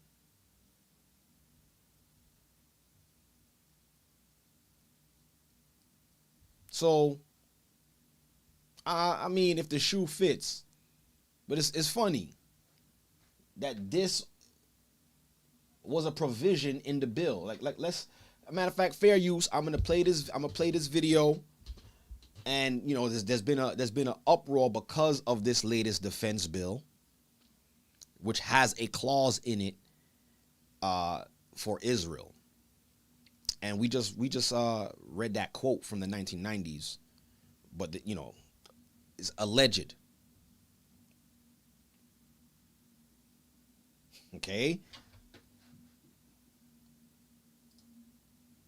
As the U.S. steps up its campaign against Iran, Democrats are growing more divided over support for Israel. Some House Democrats now backing a bill to cut off aid that could be up for a vote as early as today, while Minority Leader Hakeem Jeffries refuses to go along with it. Let's bring in Brett Baer, anchor and executive editor of Special Report. So it's Congressman Thomas Massie who's got this amendment before the House that would call for money in the State Department funding bill to not go to Israel. People might think, well, why is a Republican calling for that? Massie has always been more of a libertarian, believes that Israel should look after its own defense, that the U.S. taxpayers shouldn't have to fund it. But what? So apparently there's infighting with this new defense bill where certain amount of those funds from the defense bill would go to aid Israel in their defense. The golden calf. I mean, excuse me. Right? And there's some Democrats and Republicans who's opposed to it. They're saying, yo, Israel should look out for its own self. Why should U.S. hardworking Americans' tax dollars go to funding their military defense?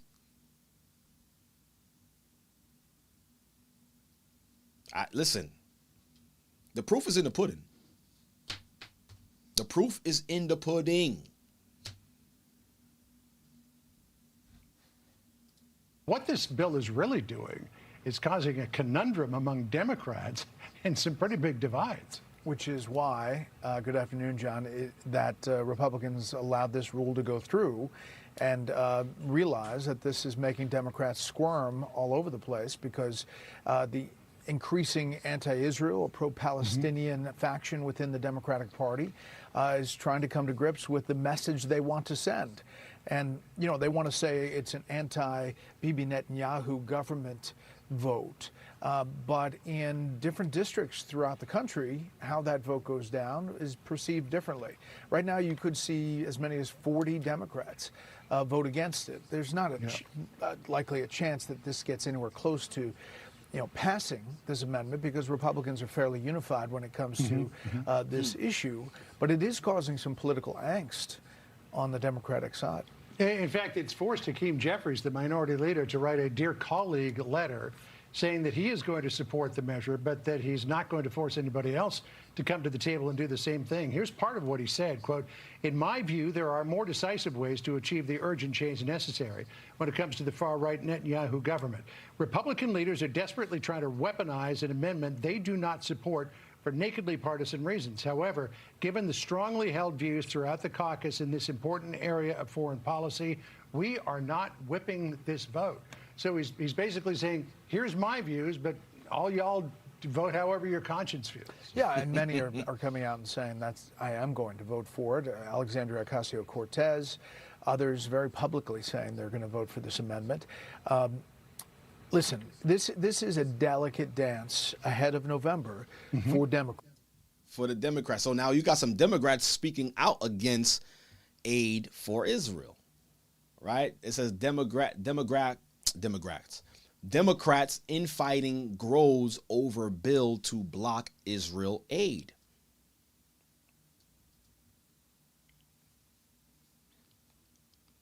So, matter of fact, what he said,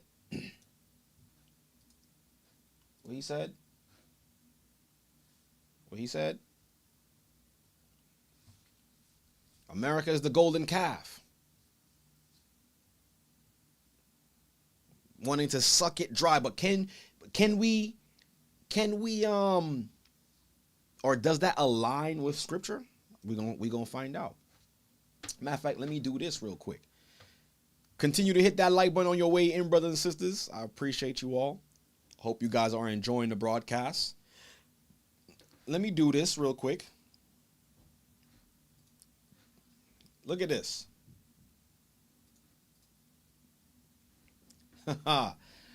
Second Esdras. 6 verse 9. For we know what? Esau is the end of the world, and Jacob is the beginning of it that followeth. So that means towards the end of this rule, Esau will be the end of it. Esau will have power and control. And now, according to what we just examined, what we just looked at, I don't know about y'all, but I'm starting to see the hand responsible for the fall of Western civilization. Listen, I mean, if the shoe fits, I'm not gonna verbally say it, but yeah, you know, if the shoe fits from what we've been looking at, if the shoe fits, right? Let me pull this up. What I was looking at.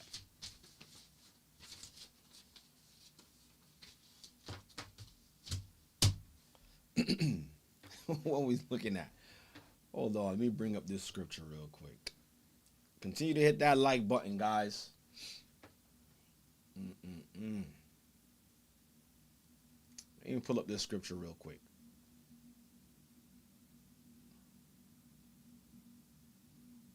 Right here.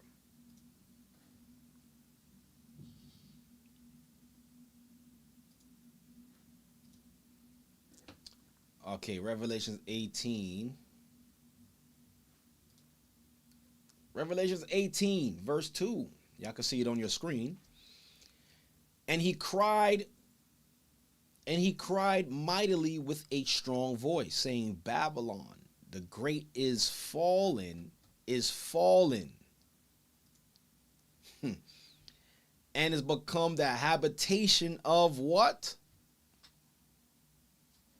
Devils. And the whole of every foul spirit, and a cage of every unclean and hateful bird.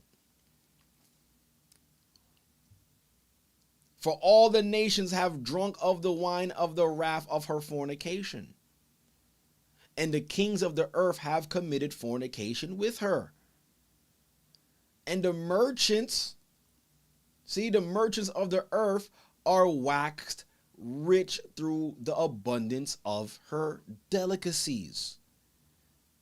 So, I mean, if this don't sound like a cash cow to me, if this don't sound like a golden calf to me, I don't know what is.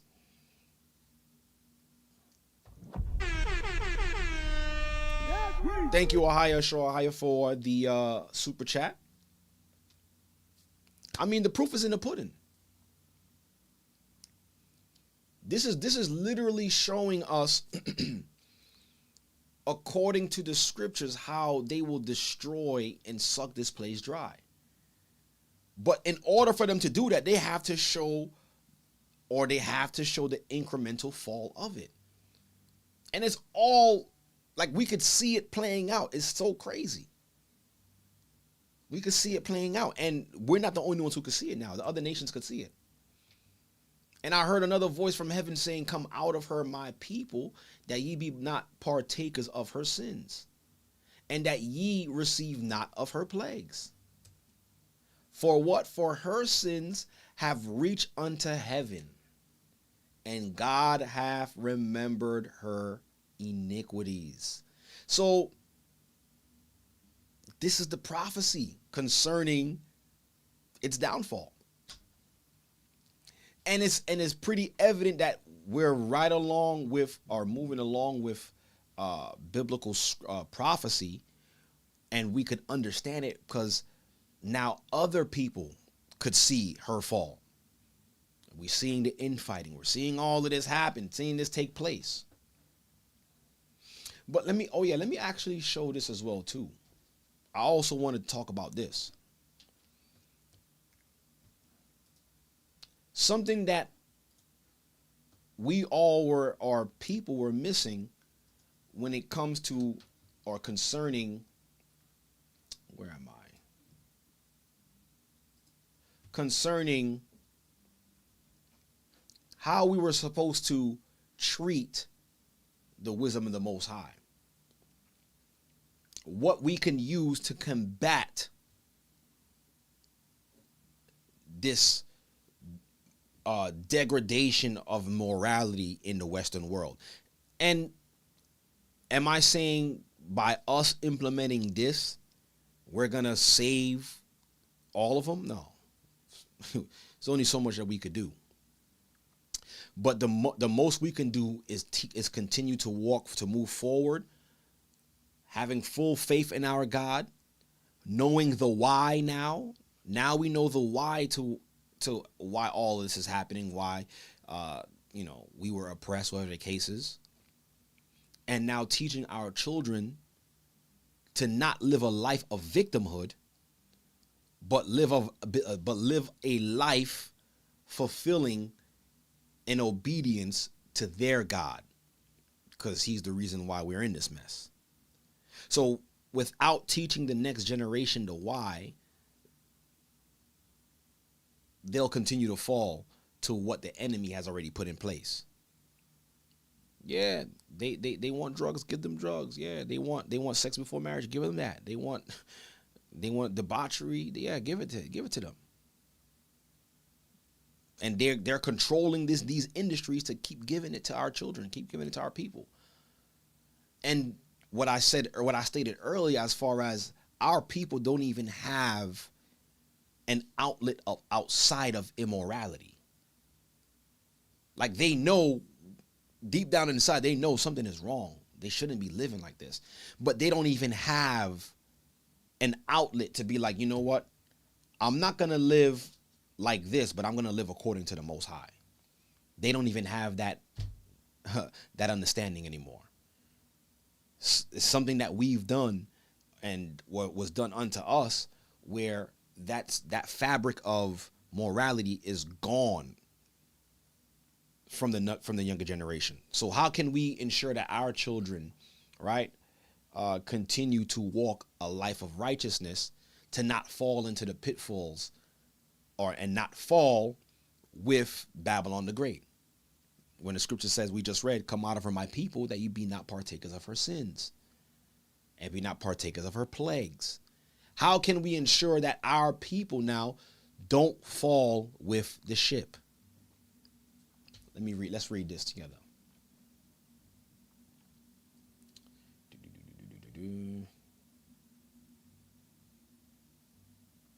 Let's read this. Give me 1 second. Let me pull this up.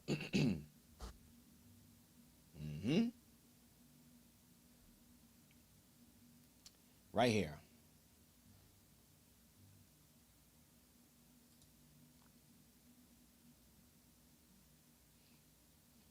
Matter of fact, all right here. Let me put it up on the screen here. I can get you out the way. So Deuteronomy 7, I'm going to start at verse 2. Listen clearly. And it reads, and when the Lord thy God shall deliver them before thee, thou shalt smite them and utterly destroy them, Thou shalt not make no covenant with them, nor show them any mercy, no mercy unto them. That was talking about the lands that we would go into and, you know, not make any agreements with the inhabitants of them because they were satanic, right? Okay. Let's continue reading. Where's my... Okay. Neither shalt thou make marriages with them.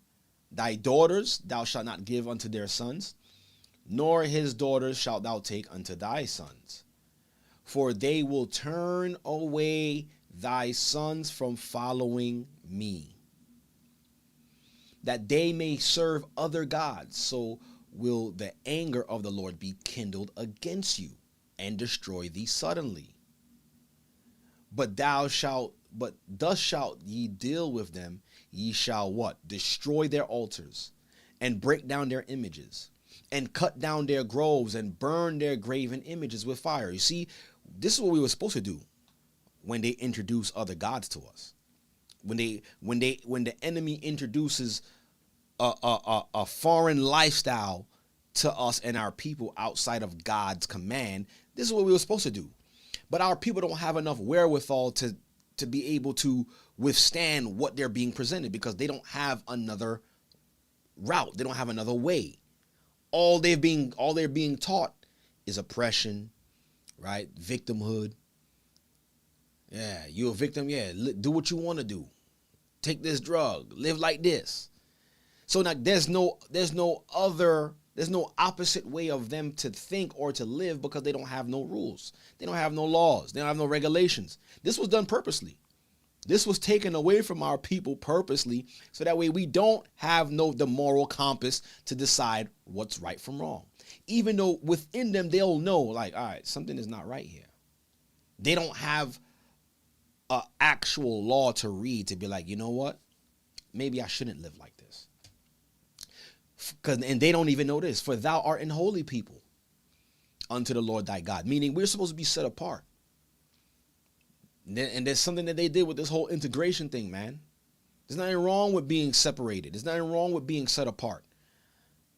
But once we wanted to be a part of their system, being integrated, this is where we fell. For thou art a holy people unto the Lord thy God. The Lord thy God hath chosen thee to be a special people unto himself, above all people that are upon the face of the earth.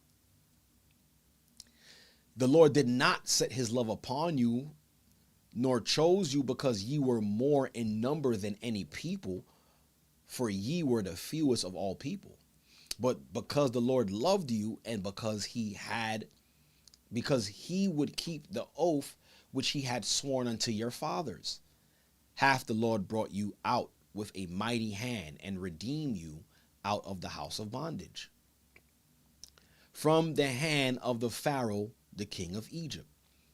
Know therefore that the Lord thy God, he is the most high, the faithful God, which keepeth covenant and mercy with them that love him, and keep his commandments to 1,000 generations. So if you cleave unto him, you follow his rules, statutes, and commandments, laws, statutes, and commandments, his mercy would follow you to 1,000 generations. But what happens when you don't keep his law, statutes, and commandments? There is no mercy. So now you're under and rendered powerless under the mercy of your oppressors.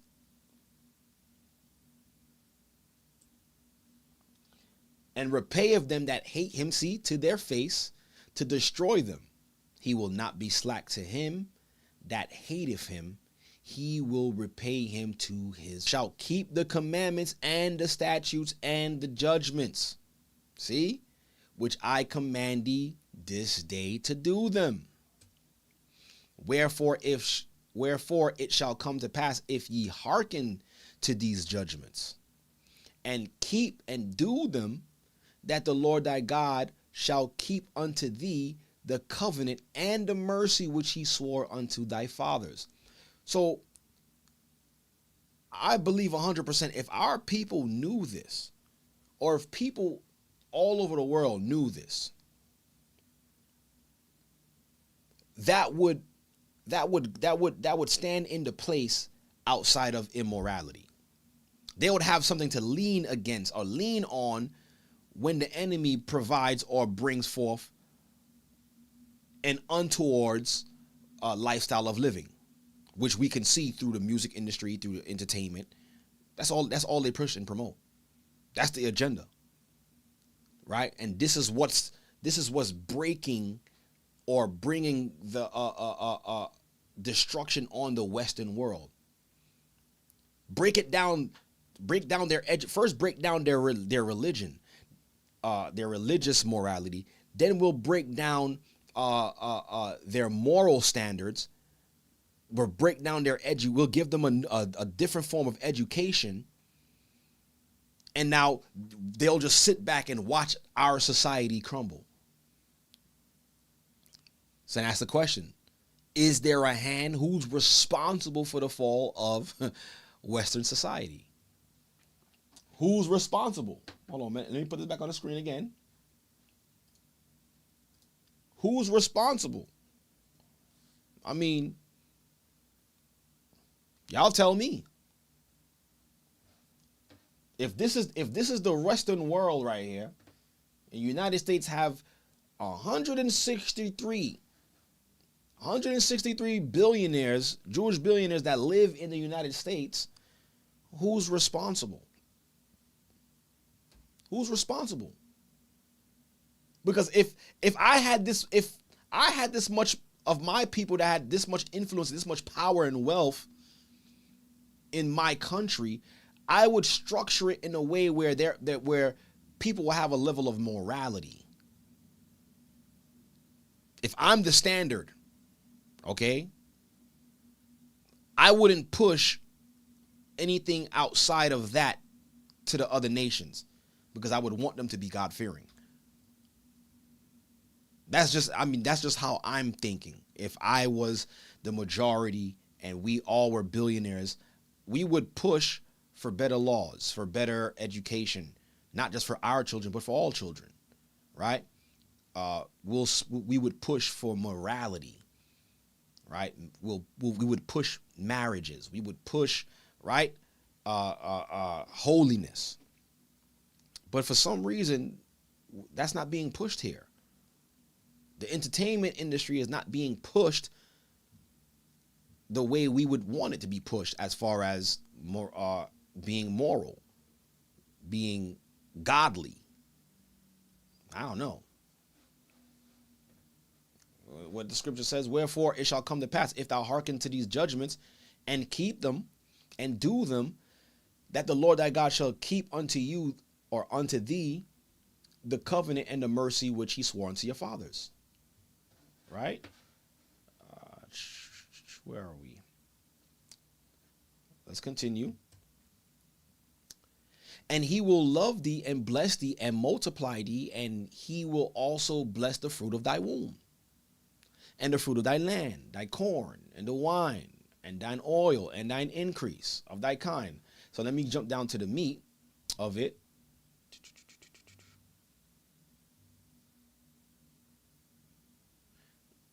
Let me jump down to the meat of it.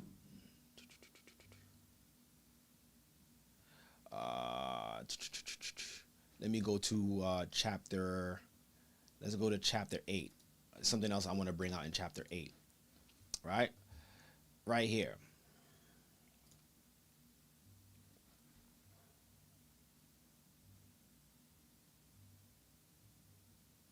So, therefore, this is Deuteronomy 8:6. Therefore, thou shalt keep the commandments of the Lord thy God to walk in his ways and to fear him, right? For the Lord thy God bringeth thee into a good land, a land of brooks, of waters, of fountains, and depths that spring out of valleys and hills, and a land of wheat and barley, vines and fig trees and pomegranates, a land of oil, olive and honey, a land wherein thou shalt eat bread without scarceness. Thou shalt not lack anything in it, a land whose stones are iron, and out of whose hills thou mayest dig brass. When thou hast eaten and art full, then thou shalt bless the Lord thy God for the good land which he hath given thee. Beware, see, here's the stipulation here, or a warning, I should say. Beware that thou forget not the Lord thy God. In what? In not keeping his commandments. You see that right there? And his judgments and his statutes, which I command thee this day. So we were cautioned to not forget to keep the rules. But now we can see how easily our people could be swayed. Not just our people, but people in general are swayed because there is no rules to follow. Are you guys seeing it? There's no rules for people to follow. So this is the reason why they can push the immorality, and we have nothing to gauge if it's good or bad. It's just, all right, it feels good, so let's just do it anyways. But what if there was rules to say not to live like that? And here it is in the same scripture, or in the same Bible that they don't want to give to our people. We're being told to beware lest we forget to keep his commandments, to keep his rules. Lest thou hast eaten and art full, and hast built goodly houses, and dwelt therein, and when thy herds and thy flocks multiply, and thy silver and thy gold is multiplied, and all that thou hast is multiplied, then thine heart be lifted up, and thou forget the Lord thy God, which brought thee forth out of the land of Egypt from the house of bondage, who led thee through the great and terrible wilderness, wherein were fiery serpents and scorpions and drought, where there was no water, who brought thee forth water out of the rock of flint.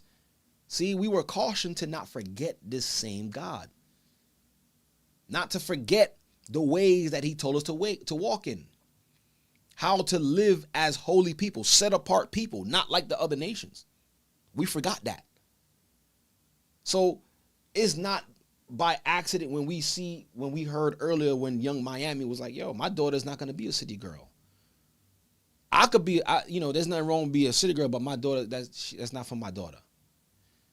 So subconsciously, she know that there's something wrong with that lifestyle, because if it was everything good with that lifestyle, why wouldn't you want to give it to your daughter? But in actuality, she doesn't have a set of rules to follow that tells her not to be a city girl. But something in her is telling her, yo, don't let your daughter be a city girl. See how important it is to have a set of rules to follow, to physically see them and to know them, because you could feel something is wrong, but when you see it on paper and be like, all right, yo, I'm not supposed to do this. Okay. You go harder to not want to do it. All of us is living proof of that. It's like what Paul said in Romans. I would not know thou shalt not covet unless the law, I would not know not to covet unless the law said thou shalt not covet. So he needed the physical law there to show him like, yo, you shouldn't do that. Our people, we walked far away from that. The church is even teaching us, yo, it's impossible to keep God's laws. Okay. Look at our communities. Look at Western society. It's done.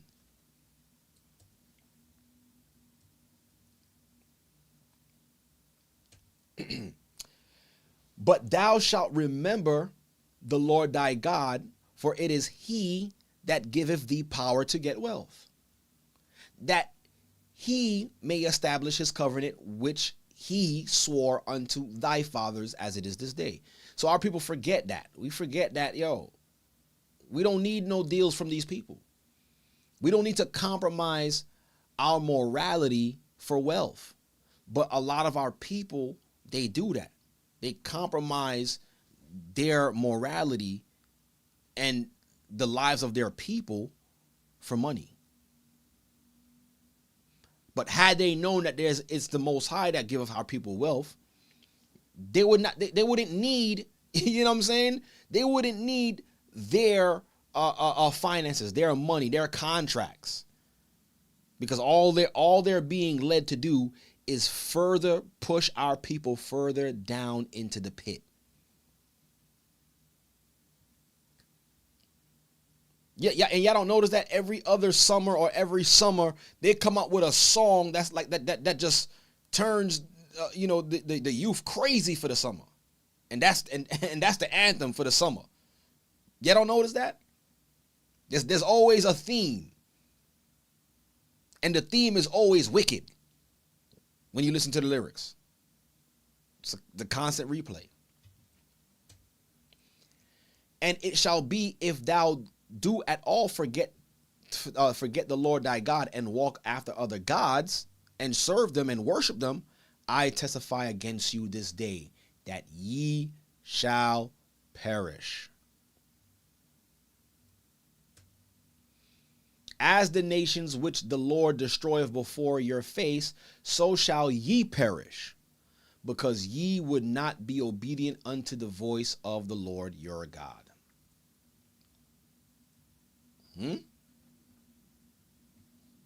It's crystal clear there. It's crystal clear there. Right? It's crystal clear. This is what our people was supposed to have. This was supposed to help us, even though we can't save the whole machine, but we could save ourselves. Okay? Like, ain't you can forget about trying to save this whole thing. It's not gonna happen. But the Most High gave us the tools to save ourselves. Our people don't even have the tools to even save themselves. Our people don't even have the tools to save themselves. Okay? Where is it? Our people don't even have the tools to save themselves.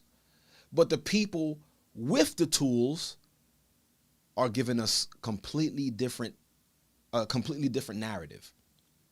The people with the tools wouldn't even help us fix it even if they wanted to, even if they could. They don't want to.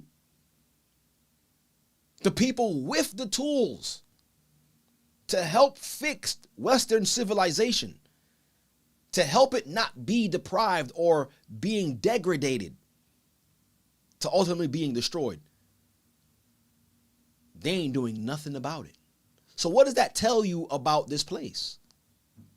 What does it tell you about who's orchestrating the fall of Western civilization? What is it showing y'all? What is this telling us?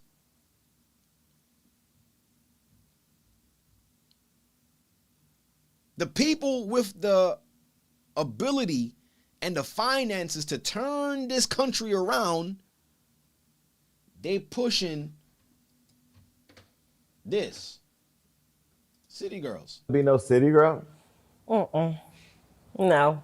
I want her raised totally different. Like, I don't even want her to even see the light of day like that. Like, I really want her to just be like, like level-headed, a schoolgirl, and just on a whole nother wave. Like, I kind of was raised different, so I don't want to raise her up how I was raised. So, I'm a city girl. I don't want her raised how I was raised.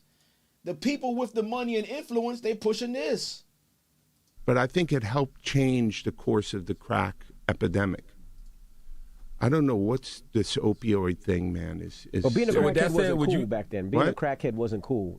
Now it seems like they're making it cool to be drinking lean and syrup and it's the most dangerous. It's the most dangerous thing that's facing our society. So why sign an artist that would promote that? Why would sign an artist that would promote that? Because I already answered that question. You weren't paying attention. She asked me talent or issues, and I said talent. But I have to. I can't give up on people. But I'm saying that's hypocritical, though. You're saying it's opportunistic. Yeah. I got people to feed. I got a business to run. You're gonna make. See, so they telling you what it's about. I already told you. Y'all gotta follow the money. It's about money with these people. And the thing is, they have loads of it, but why not help steer this country into another direction? Why continue to push this bad negative agenda? Why continue to push immorality? Y'all have the power to change, to turn this thing around. So who's really to blame for the fall of Western civilization? Who's really to blame for the fall of the Western society, Western world? Who's really to blame for the way Gen Z is now? Who's to blame?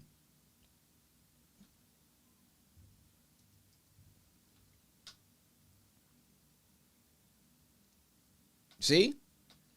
But unless you see, but if you don't pay attention to what they're doing, their schemes, you'll never figure it out. Okay? You will never figure it out. If you don't really look at the numbers and look and see how is this actually really happening? You will never figure it out. The money that should be going, the money that should be going to its citizens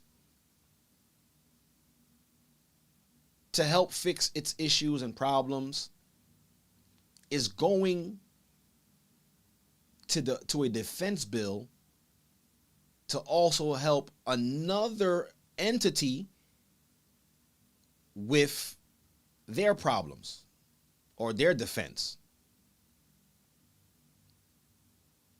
It's crazy. It all points back to one group of people, man.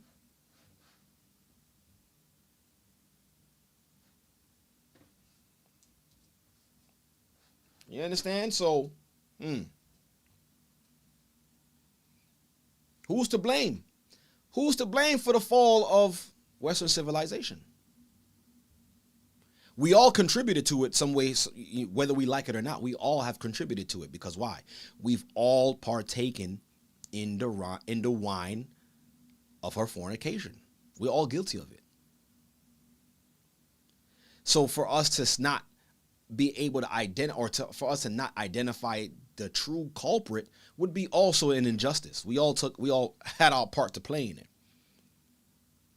But was there a more darker and sinister plot and hand behind it? From what we just examined today, you guys be the judge. You guys be the judge.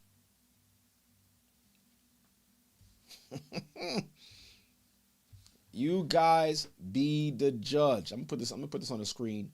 I'm gonna put this on the screen one last again before I'm out of here. I'm gonna put this on the screen one last again. Hold on. And y'all read it. No, this right here.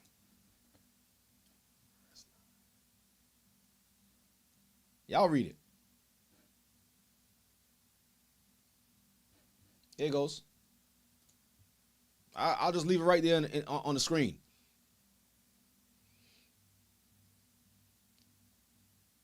Second Esdras 6 and 9 tells you the whole plot of who's behind the degradation and fall of Western society. Clearly, the scripture tells us, for Esau is the end of the world, and Jacob is the beginning of it that followeth. And when you see the word world there, let's see, can we do this here? Let's see. Let's see if we can do this. When you see the word world there, let's look at the Greek word that was there. Let's play it on, let's put it on the screen. Huh? When it says end of the world, it says, or it's the Greek word that was there in the Apocrypha, cosmos. Orderly arrangement. It says decoration by implication, the world in a wide or narrow sense, including its inhabitants, literally or figuratively or morally. So when it says the end of the world, it's the end of an orderly arrangement. It is the end of an orderly arrangement. Whose world is it? Whose world is it?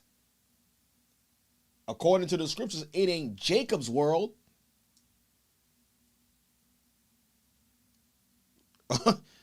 according to Esdras, it ain't Jacob's world. Who put this world together? Who did it? Who put this world together? Should I put this map on the screen again? Look at the amount of them that's here in the United States. 163 billionaires. For Jacob is the end of the world. Sorry, for Esau, excuse me. Salakia. For Esau is the end of the world. And Jacob is the beginning of it that followeth. So I think we just answered our own question tonight. When we asked, according to the title, the fall of Western society. Who's to blame? Who's the hand behind it? Who's to blame? Who's at fault? Who's responsible for the fall of Western society? You know, with all the evidence presented before you guys tonight, you guys could be the judge. You know what I'm saying? I'm not the one. I can't call the shots. I can't say anything, but, you know, I could only give you the information that I'm seeing and that we've just witnessed, we put together, and listen. There it goes. So the best we can do, guys, is what the Most High said to do. Follow his laws, follow his instructions. Most importantly, follow his son that he sent for the salvation of this world to be saved out of it.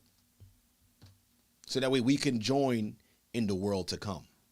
You know, that's the best that we can do. But outside of that, ain't no saving Western society. Western society has been destroyed. All right? Like, it's destroyed. And it's all a part of their grand plan. It's all a part of their grand plan. And it's not for us to be worried or to be afraid or to say to ourselves, yo, what's the point of doing anything? No. Christ said, tarry till I come. What are you going to do? Sit in a room and not get anything done? There's a lot that we can do. There's a lot that we could do for ourselves, for our families, and for our people without being sucked into this untowards generation. There's a lot that we could do. Okay? Thank you, Damon Hammond, for the super chat. Bless your heart. See? There's so much that we could do. Right? So it's not for us. So this information is not for us to feel powerless or feel like, what's the point? Or why should we do anything? Who said that you can't do anything? Who said that you shouldn't do anything? And what type of mentality would it be for you not to do anything? And the way we're supposed to treat this life is, all right, we get it done. If we could get it done while it's still here, praise the Most High. But if it's in the midst of it falling and we can't get nothing done and we got to move on to the next thing, all praises be to the Most High still. But you don't want to live in regret. That's another thing too. You don't want to live in regret. Like, man, I wish I should have did this. Man, I wish I went here. I wish I did that. I wish I was able to go to school. I wish I was. Don't live like that. If it's in your power to get something done, get it done. Right? The Most High don't like slothful people. being lazy. No, can't be lazy. You got to work with your hands and pray to the Most High that he bless the works of your hands. If it works, it works. If it don't work, on to the next thing. Right? That's how we supposed to treat this thing. Stop being a victim. Stop playing the victim, because why? We transferring that victimhood mentality onto our children, and they're the future. So we can no longer be the victim, play the victim. We got to show the next generation how to be doers.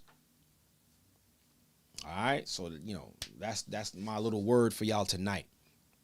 All right? I appreciate y'all for coming on, and I appreciate y'all for definitely, interacting with us. And if this is your first time on this page, on this channel, please do us a favor, subscribe, hit the bell for notifications. Also hit the like button. Okay. Thank you, Nina, for the super chat. Bless you. Bless your heart. Right? All praises be to the Most High. You could be anywhere in the world, but you're now tuned into the Born of Levi experience. Thank you guys for coming in, man. But like I say every week, like every good thing, this good thing must also come to an end.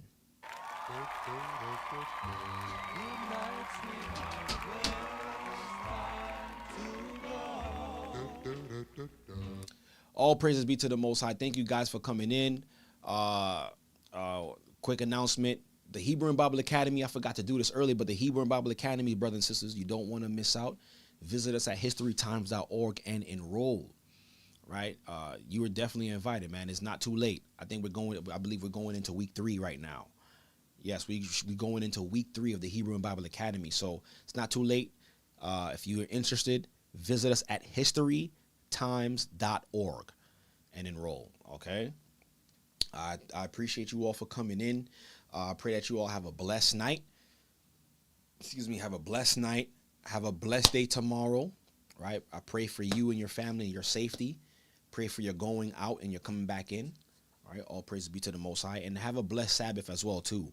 Right? Stay the course, brothers and sisters. Drown out noise.